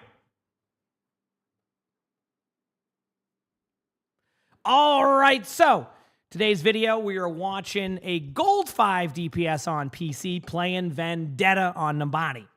Well, it's rare we get Vendetta VODs because Vendetta's always banned. So this will be fun. And obviously with the recent nerfs, all of that. You said, hi. So I started getting back into Overwatch after quite a long break from it being the last time I played in 2018.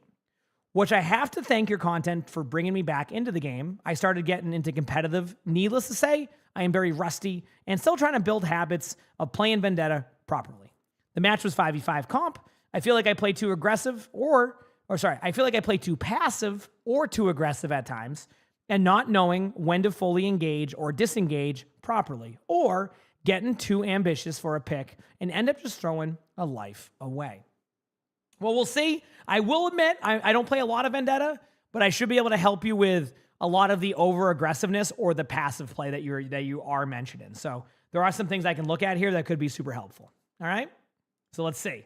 Here we go. Hello there. Good start. All right. I'm okay with you going here. A little hiding spot. Now, just for the sake of a hiding spot, let's see how you look.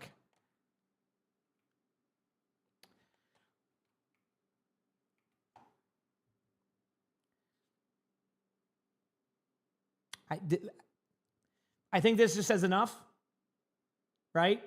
Because I don't even... Where are you?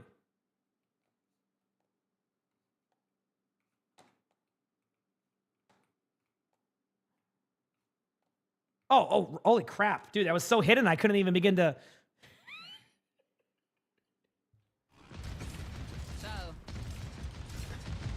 That was so tough to see. I do like the off angle here. Good job. Yeah, isn't that crazy, dude? Yeah, you're doing fine here. Based off of where your team's holding, you're doing the correct play here, just so you know. You're controlling this side of the map. You're kind of engaging in. I do like this. I would go for their BAP. Yep. Use your block. Get out now. Get out now. Yeah, that was a good start. Good job. Good play.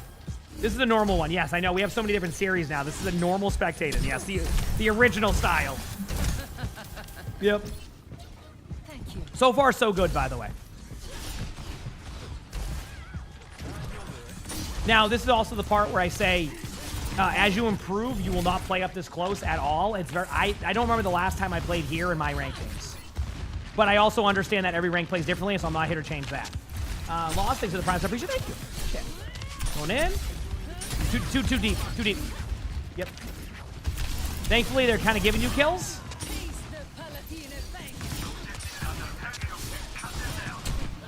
Here we go. That's an improvement.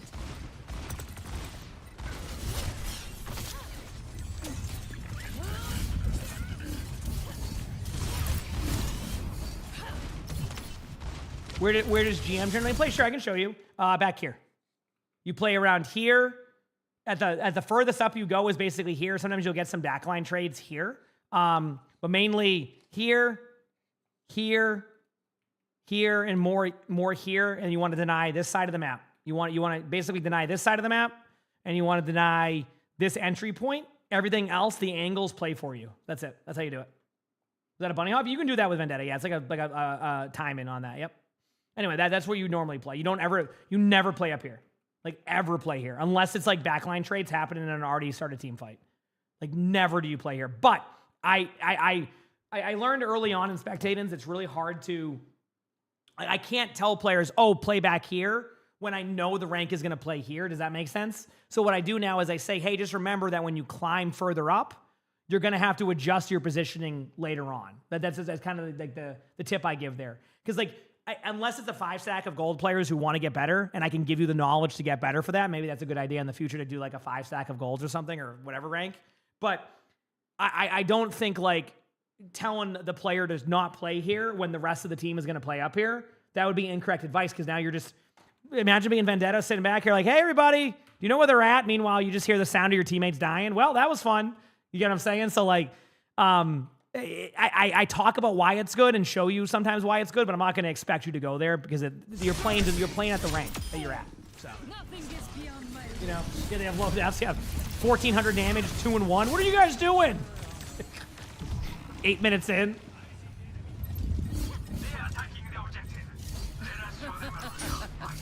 I love how this becomes... the timing of that whole discussion to have you go back to the point to be by yourself doing nothing. This couldn't have been any more perfect. Don't get distracted by the wrecking ball after you stop them on the point. I respect going for the wrecking ball after. No. I respect you going after the wrecking ball there. That part was fine, the first step. The second part, though, once the wrecking ball disengages, I would try to go back to your team for a second because you have that really fast back and forth mobility. So remember, if you're playing Cassidy there, yeah, you have something to think about, right? Because it's hard to kind of go back and forth. But Vendetta has solid mobility. Utilize that mobility, right? Don't let the wrecking ball just like keep you out of a team fight after they disengage off the point there, just because you hear them. Otherwise, I can play wrecking ball, roll around, and if I already say, hey, I'm countering the Vendetta by just rolling around and doing nothing, you see the point I'm making? So learn to go back and forth there. All right? Like, go back and forth. So, like, this part, when you went for them, was good. That was good. When the wrecking ball disengaged out, I would go up here, analyze. Oh, look at that cat paw. I love that. Analyze what's going on here, do some damage. By the time the wrecking ball rotates back, you should have a cooldown back to square one, rinse and repeat. You prevent the ball from getting value. You also don't prevent yourself from getting value. Does that make sense?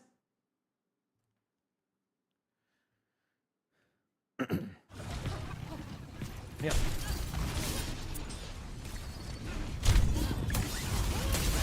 This just goes to the passive part of it.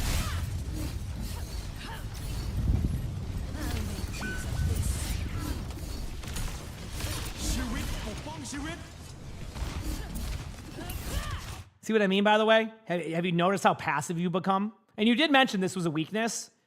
You're so worried about the point, and don't get me wrong, I understand it. If you see my funny moments videos, the point is important.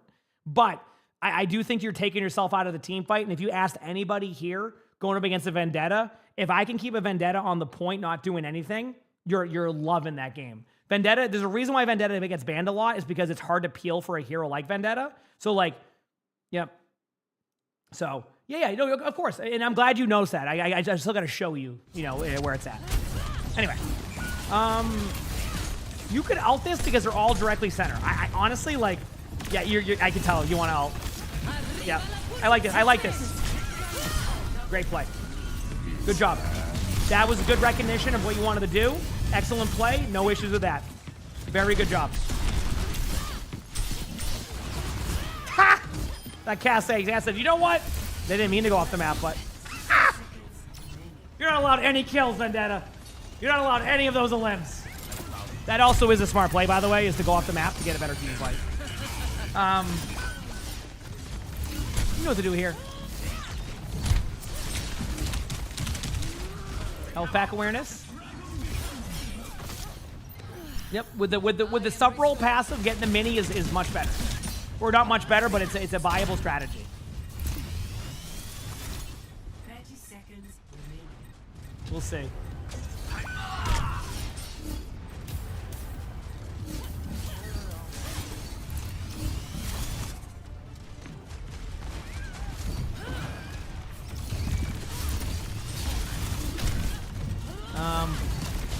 Yeah.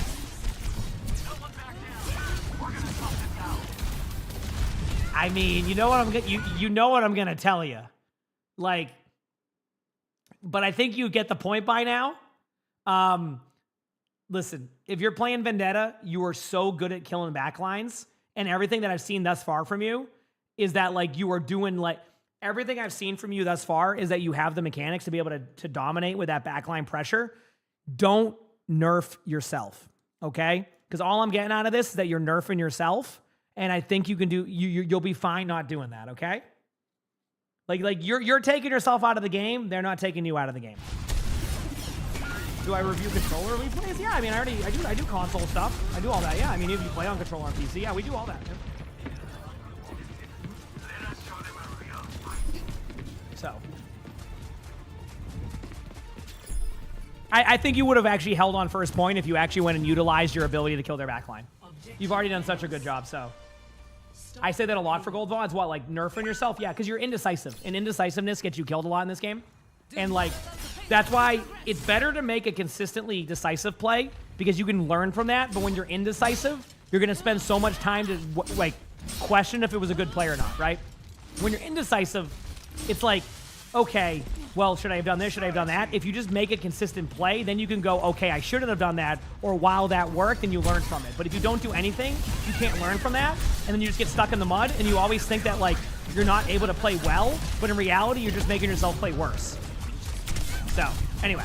Also, I wouldn't go for the wrecking ball too much. I don't mind going for the cat there. Health pack awareness. Good job. Yep.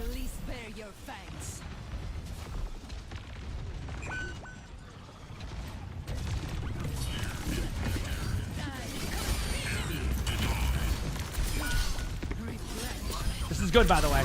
I like this angle you're taking. Obviously, you might run into some mines there. You're doing good. This is fine. Even if you go down here, that was fine. Disengage out.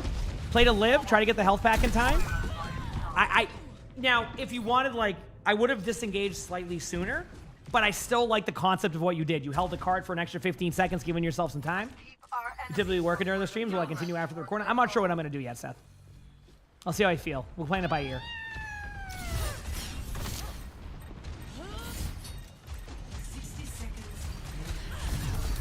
Oh, definitely wrecking ball focus. It's not even a question. Like, here's the truth. You have 1, 2, 3 heroes you really can't get to. Actually, 4 heroes. So what I would do in this situation is, it's going to sound weird, but be very aggressive on the Juno and the Cassidy. Because this hero is not going to be able to help too much. The jetpack cat's flying around the map. The Pharah is going to be kind of hit or miss. So, like, you would want to target these two and then utilize the health packs. So, health pack here. Health pack here. Disengage out to safety if you want to. Health pack here. If you need to go over here, health pack here. If you have time, you have a health pack right here. Bunch of health packs to work with, but those will be your targets. Don't chase Wrecking Ball around unless Wrecking Ball's standing there. I would say, I think what I've seen from you is, and again, there's a little bit of it's going to sound weird on the Cassidy one. You do need to outplay the hinder, which I think you can. And from what I've seen, you're capable of doing that. But like, the truth is, if you're going to play a hero like Vendetta, if you're going to play a hero like Venture, you're going to have to be able to deal with a Cassidy. Otherwise, you're going to get nerfed again without even like playing the game. So those are my 2 recommendations here. I'll play the hinder, go for the backline pressure. I don't mind this ult. Great ult usage. Good job. I mean, obviously, you would have get the kill anyway. You might have been, I don't know if it would have been a little bit too late, but I think you might have been able to possibly turn your ultimate last second and go for the kills behind because they were going to die anyway. But I don't know where that Juno's going, but that's right off the map. But yeah, so far, not bad still. A lot of decision making out of you. It's more target focused than it is being passive or aggressive on this one. Good job. Go top left now. So go top left so that way you can have a chance to kill the Pharah. Go up top. Because if you're going to be, think about who you're going against. You want to be up here and you can engage them and actually hit shots on them. If you play low ground, you're forced to use an extra cooldown to even have a chance. Okay? So go up, play. You're now at even level with most of them. Your overhead swing will do damage and maybe bring them down to the ground. Remember, I'm sure you know this, but if you don't know this, chat, when you overhead swing on somebody with mobility, right? So you're above them and you hit them down, it brings them down to the ground, right? It happens to me on D.Va all the time. I'm flying around, Vendetta hits me with the overhead swing, it brings you down to the ground. So if you put yourself in a spot to be able to do that, the Pharah will now go down to the ground and you can get a free kill, right? That's how that interaction works. So take advantage of that interaction. You can really shut down some mobile heroes with that type of play. So, like, if you're not taking advantage of that and you're playing on the low ground waiting for them to fall down, you're kind of, again, nerfing yourself. Uh-oh. Oh, well, you got lucky on that one. Yeah. Yep, the overhead swings are so important for that. Exactly.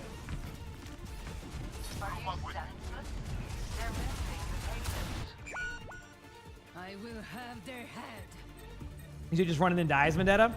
Vendetta is definitely a more high death hero, but like not to the point of like 15 deaths. I think people get a little bit too aggressive on that. This is going to be my advice for any type of mobile hero. Always have an escape out. The more times you have an escape out, the more you will win team fights. Because then, like, let me gotta give you an idea of this after we get through this point. I'll kind of explain what I'm saying. Or like, at least this singular team fight. Okay, taking the high ground. I like this.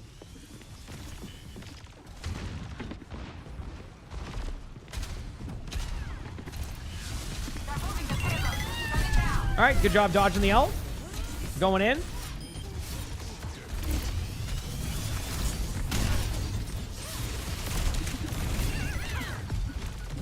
JT, thanks for the 18 months of tier 1. Thank you. Playing Mask. I like this. I call that room Mask. You might hear me reference Mask chat. It's because of the mask. I've been here almost a year. Thank you for the 18 months. That's why this room is called Mask. There's a bunch of masks in here. So that you might hear me reference that. There's a health pack in here. You think that was a luck dodge? Hey, sometimes that's what Overwatch is. You just have a lucky last second movement. So anyway, as this team fight kind of breaks out, what I was going to talk about was if you get good at going in and disengaging out, you're going to get more kills. And you go, what does that mean? How will I get more kills if I disengage out and survive more? 1, more uptime. Number 2, right? If players think you're going to disengage all the time, right? What happens when you don't disengage? It becomes a mind game. They always expect you to play to live, so they get a little bit hesitant on certain stuff. Like, for example, when I play against a good Doom, if I know the Doom is always going to punch out or get out, well then, now I have to play around that. But then if they don't do that and go in, it's a mind game. So that also helps you get kills because then they're going to kind of like let up a little bit. And then you just take advantage of that and get kills. So either way, you played well. You just need to, your timings are off and we'll fix that. Well, I mean, notice how when you're backline pressure and you're getting more kills, how you're not just sitting on the wrecking ball 24/7. Notice the results. Take advantage of that more, okay? Next time, I'd recommend not standing in front of the mines and getting out. So that one's pretty clear cut there. Yeah.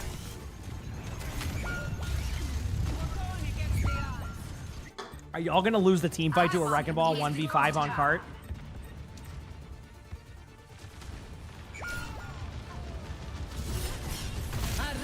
I like this ult. Nice ult. Good play. Good job. I knew that was going to happen, chat. That was a good play. Nice job. Now, that was actually the correct decision, by the way, too. Even though you don't have numbers, I think that was an excellent idea just to go up in the air and do that. I think that was a really good idea by you. So good job. Seriously, good idea. Good execution of that play. I don't really have anything bad to say about that. So nice job. OWCS will be back on Saturday. I will have the drop set, okay? Very well played. All right, let's see how your attack goes. Obviously, your attack is going to require you to be a bit more hyper aggro, so I'm very curious as to how you play this. Delayed Savior, thanks for the 18 months with the sub. Thank you, appreciate it. Thank you. 2, 1. Attackers incoming. Defend objective A. Also, again, I mention this with Vendetta sometimes. Remember, Vendetta also goes through overhealth. So let's say that you're playing against a Lucio. When the Lucio uses beat, your ultimate goes through all of that. It ignores the beat, gets rid of it, and then does the damage it would normally do. Remember that? This is I don't get to do many Vendetta VODs, so I wanted to put that tip out there for people who don't even know that interaction. If they use beat or they have any type of overhealth, Sigma Eat, it ignores all of that. It ignores all of that HP, so they have whatever the HP would be pre-beat. Okay? So, yep. Yeah. No, you didn't know that? Well, now you know, Austin. So anytime they use beat, a really good counter is to pop your ultimate, and I think in some ranks, that interaction is still kind of unknown. You can get away with that a lot. Okay? So, yep. Did you pay back? Yeah, I haven't had that for years. Yes, Yellow Flash. Saturday and Sunday. Yep. I think it ignores Zarya bubbles too, yes. If I'm correct. But you can get verification on that. But I think it does too. It's like a Pearson, I think is what it's called. So far, you're running around. I think you're good to go for backline.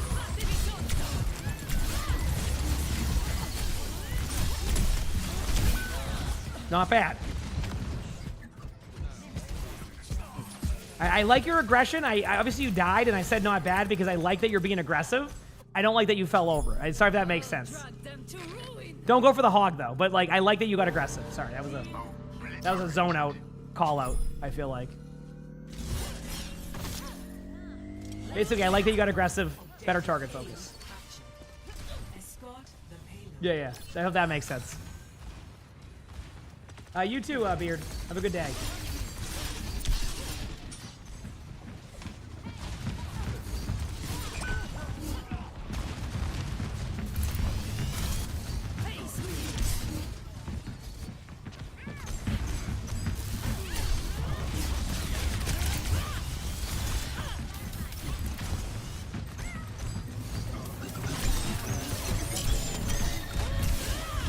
Okay.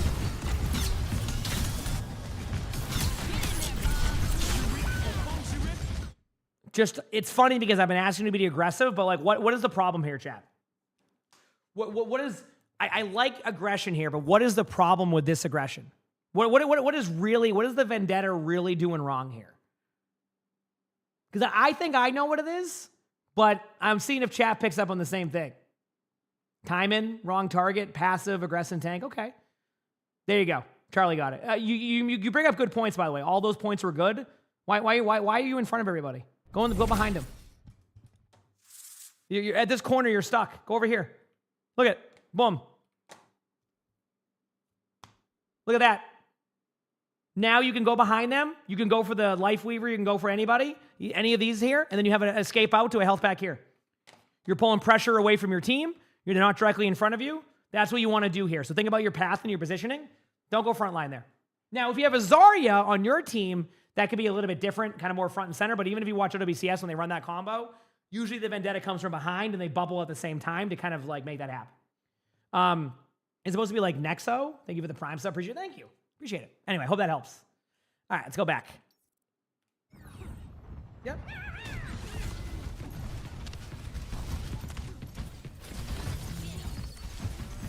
Very much awareness. Yeah, that takes time. VODs like this can help, right? Because you're gonna have this like in the back of your mind when you're playing, of like these are things you can do to open up your gameplay. Like right now, your path and high ground. Okay, now you're going the same way though. See, same way, same thing can happen. Now you could win the team fight, but it's inconsistent. Go behind him.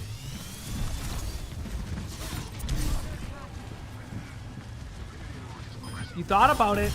I saw that. See how you're doing the same thing, but you're taking the worst route? You see what I mean? And you end up in the same spot. Trust me, that path that I showed you before will be such a good play for you. Okay. Oh, I don't know about the upcoming poke Vendetta meta. Oh, yeah, my bad. What, the one where you just use your shields? I mean, your sword throw? Yeah, that's it. You're right. That's my bad. Yeah, I don't scrim anymore, so maybe I don't know if the poke Vendetta meta, you know, is going to be the answer to Jetpack Cat Bastion.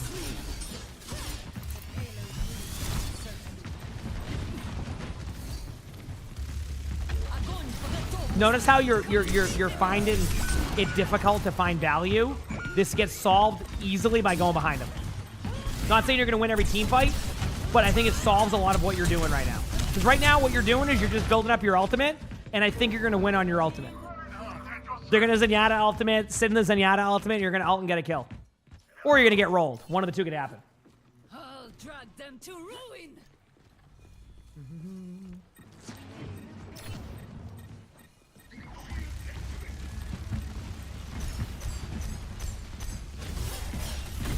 Arriva la punizione! Triple kill. What was I saying? They didn't Zenyatta ultimate, they just Life Weaver treed. And they sat in the Life Weaver tree. I wonder, does it pierce through the Life Weaver tree also? It must, right? Yeah. I mean, I see what you're playing for, but you could do this way easier. Yeah, I think it pierces through the tree too, right? Yeah. I think that's how it works.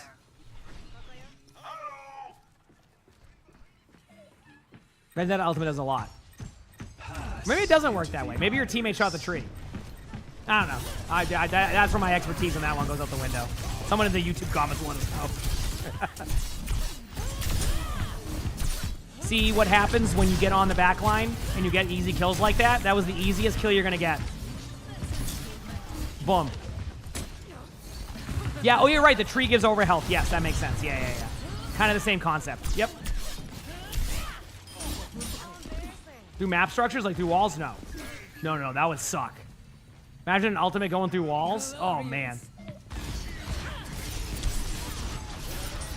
Oh, where ult does more damage. Okay, I got you. Look at the overhealth. Like beat. Sigma E. Anything that makes your... Basically, and it's not as simple as this, but like anything that makes your HP like green is basically it goes through. Pretty much straightforward. Like Sigma Eat does that. Orisa, Beat, things like that. Yeah, it gets rid of that stuff. By the way, you notice how you're flanking right now? This is what I wanted on second point. Do you see how easy that was for you? Like, yes, you got like a lot of damage on you, but look at this. No one can see you behind them. This is what I'm talking about. Great job. Good play.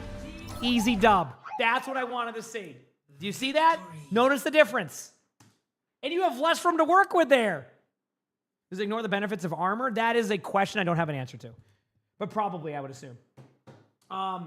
Anyway, first of all, you have a good vendetta on you. I want you to start doing what I talked about. Let's be more proactive in their backline. Pathways that isn't directly in front of them. Set yourself up on high grounds, for example. Like if there's a Pharah in the air above, remember second point? Like if you play against a bunch of flyers, if you have the opportunity to get to like eye level of those flyers, why not do that? Your overhead slam's going to bring them down, right? Things like that. But your issue is you nerf yourself. More backline pressure. Don't get easily distracted. I'm not saying don't go for the wrecking ball on the point initially, but then go to the backline. Use that mobility to get out. But most importantly, path better. That is what is going to make or break your Vendetta gameplay. I'm not worried about your mechanics, but path better. Do not sit there on the front line looking at them the whole time if you can flank behind them. I think you would have capped this point or this map 2 minutes quicker if you did that. I'm not even joking. Maybe a minute and a half if you want to play it safe. Like you have the opportunity to keep climbing, to keep improving, but you're going to have to path better on Vendetta to be able to do that, okay? So take advantage of that. Gameplay look good. Outside of that, flank around, make your plays, always have an escape out. You're going to win a lot of games. You got this. You absolutely got this. If you like the video, make sure to hit the like button, subscribe to the YouTube. If you haven't, leave a comment. All of that helps. If you want to submit your own spectating, my Discord's where to do that. And hey, if you want to watch another one of these, learn more about the game, click this little square down here. I don't know what video is going to be there. It's going to be a good one, though. With that being said, hope you all have an amazing day/night. Good job today, chat. We did it. Done.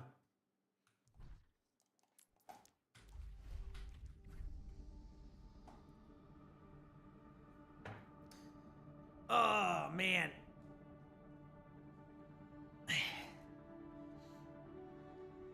That's fine. That's fine, Austin. Just always keep that in the back of your mind. It's always good to have that feedback, right? Recognizing feedback and then reassuring that feedback, like as in like you already thought that might be the case, is a good way to be like, okay, we're on the right track. So good job on that one. Ellie was such a good bucket boy. I know he's been such a good bucket boy today.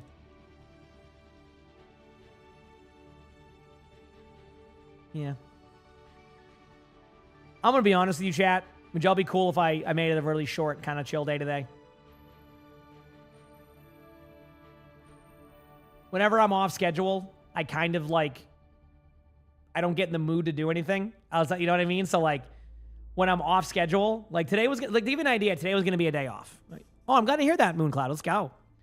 Today was going to initially be a day off. Because I wanted, after having, I had that back soreness a couple days ago. I'm going to have to get the, I'm going to start being a basketball player over here. I'm going to have to start getting my weekly back massages or something. But no, with this weekend coming up and having to get up at 1 a.m., I just want to be smart. To give you an idea too, like for me in my schedule, I know it's been a little bit weird the past couple of weeks.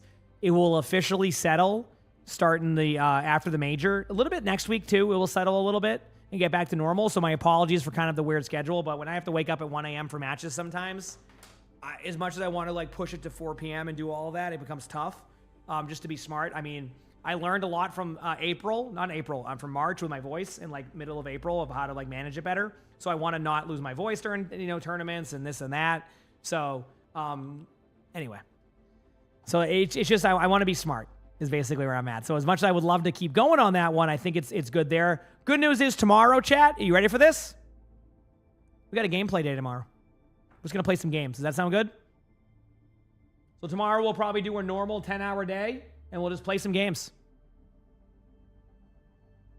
We're just going to play a bunch of Overwatch.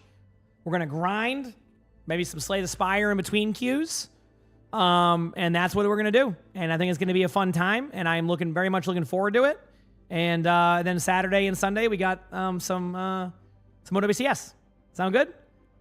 So again, apologies for the shorter times. I promise we'll be back on track. Today was going to be a planned day off, and I decided to go live, and it was well worth it. So thank you for bearing with me with random discussions in the chat. I had a blast doing so. I will raid Beaver. Beaver's playing games right now. Beaver's always a good watch, always has a good time. And y'all don't hate me, right? Because I'm getting off early today, or the last few days. The 1 o'clock a.m. schedule has definitely made my schedule different for this week. You're not mad at me? It's not that one guy. It's going to be that one guy. That one person's going to be like, I hate you. But that's okay. I'll accept it. 99% success rate in that, I'll take it. Sound good? Cool. All right. So I don't have to justify it. This is, what?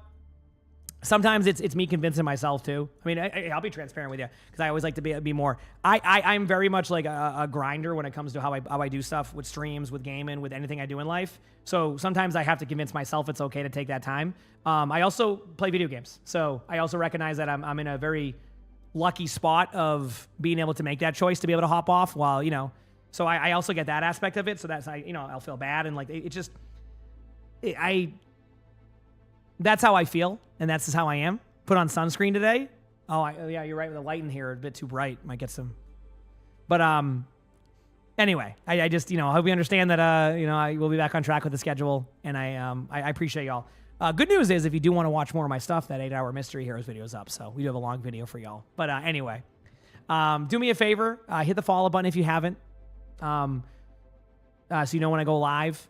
If you're on YouTube, like the stream. Also, sub to the YouTube so that way my videos go live. Outside of that, I'll be back tomorrow. Probably a full 10-hour day tomorrow. I don't see anything that will change that. I think tomorrow's going to be a nice 10-hour day. Should be live around 6 a.m. Anywhere between 6 to 6:59 a.m. I'll probably be live by.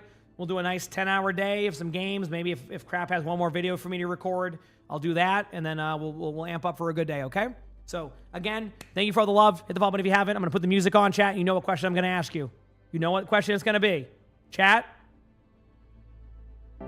It's funny how the world keeps turning. Also, Rooter, thanks for the 7 months of Tier 1. Appreciate it. Chat, will I see you tomorrow? Will I see you tomorrow? And that's at Easter now. Will I see you tomorrow? Dude, chat's been popping off with that. That's how I know this stream has been growing too. The heck yeahs are running wild, and that's what I love to see. Heck yeah, chat. Heck yeah, chat. That's what we love to see. Thank you again for all the love today. I hope you all have an amazing day or night wherever you're from, and I will see you tomorrow. See you later. Peace.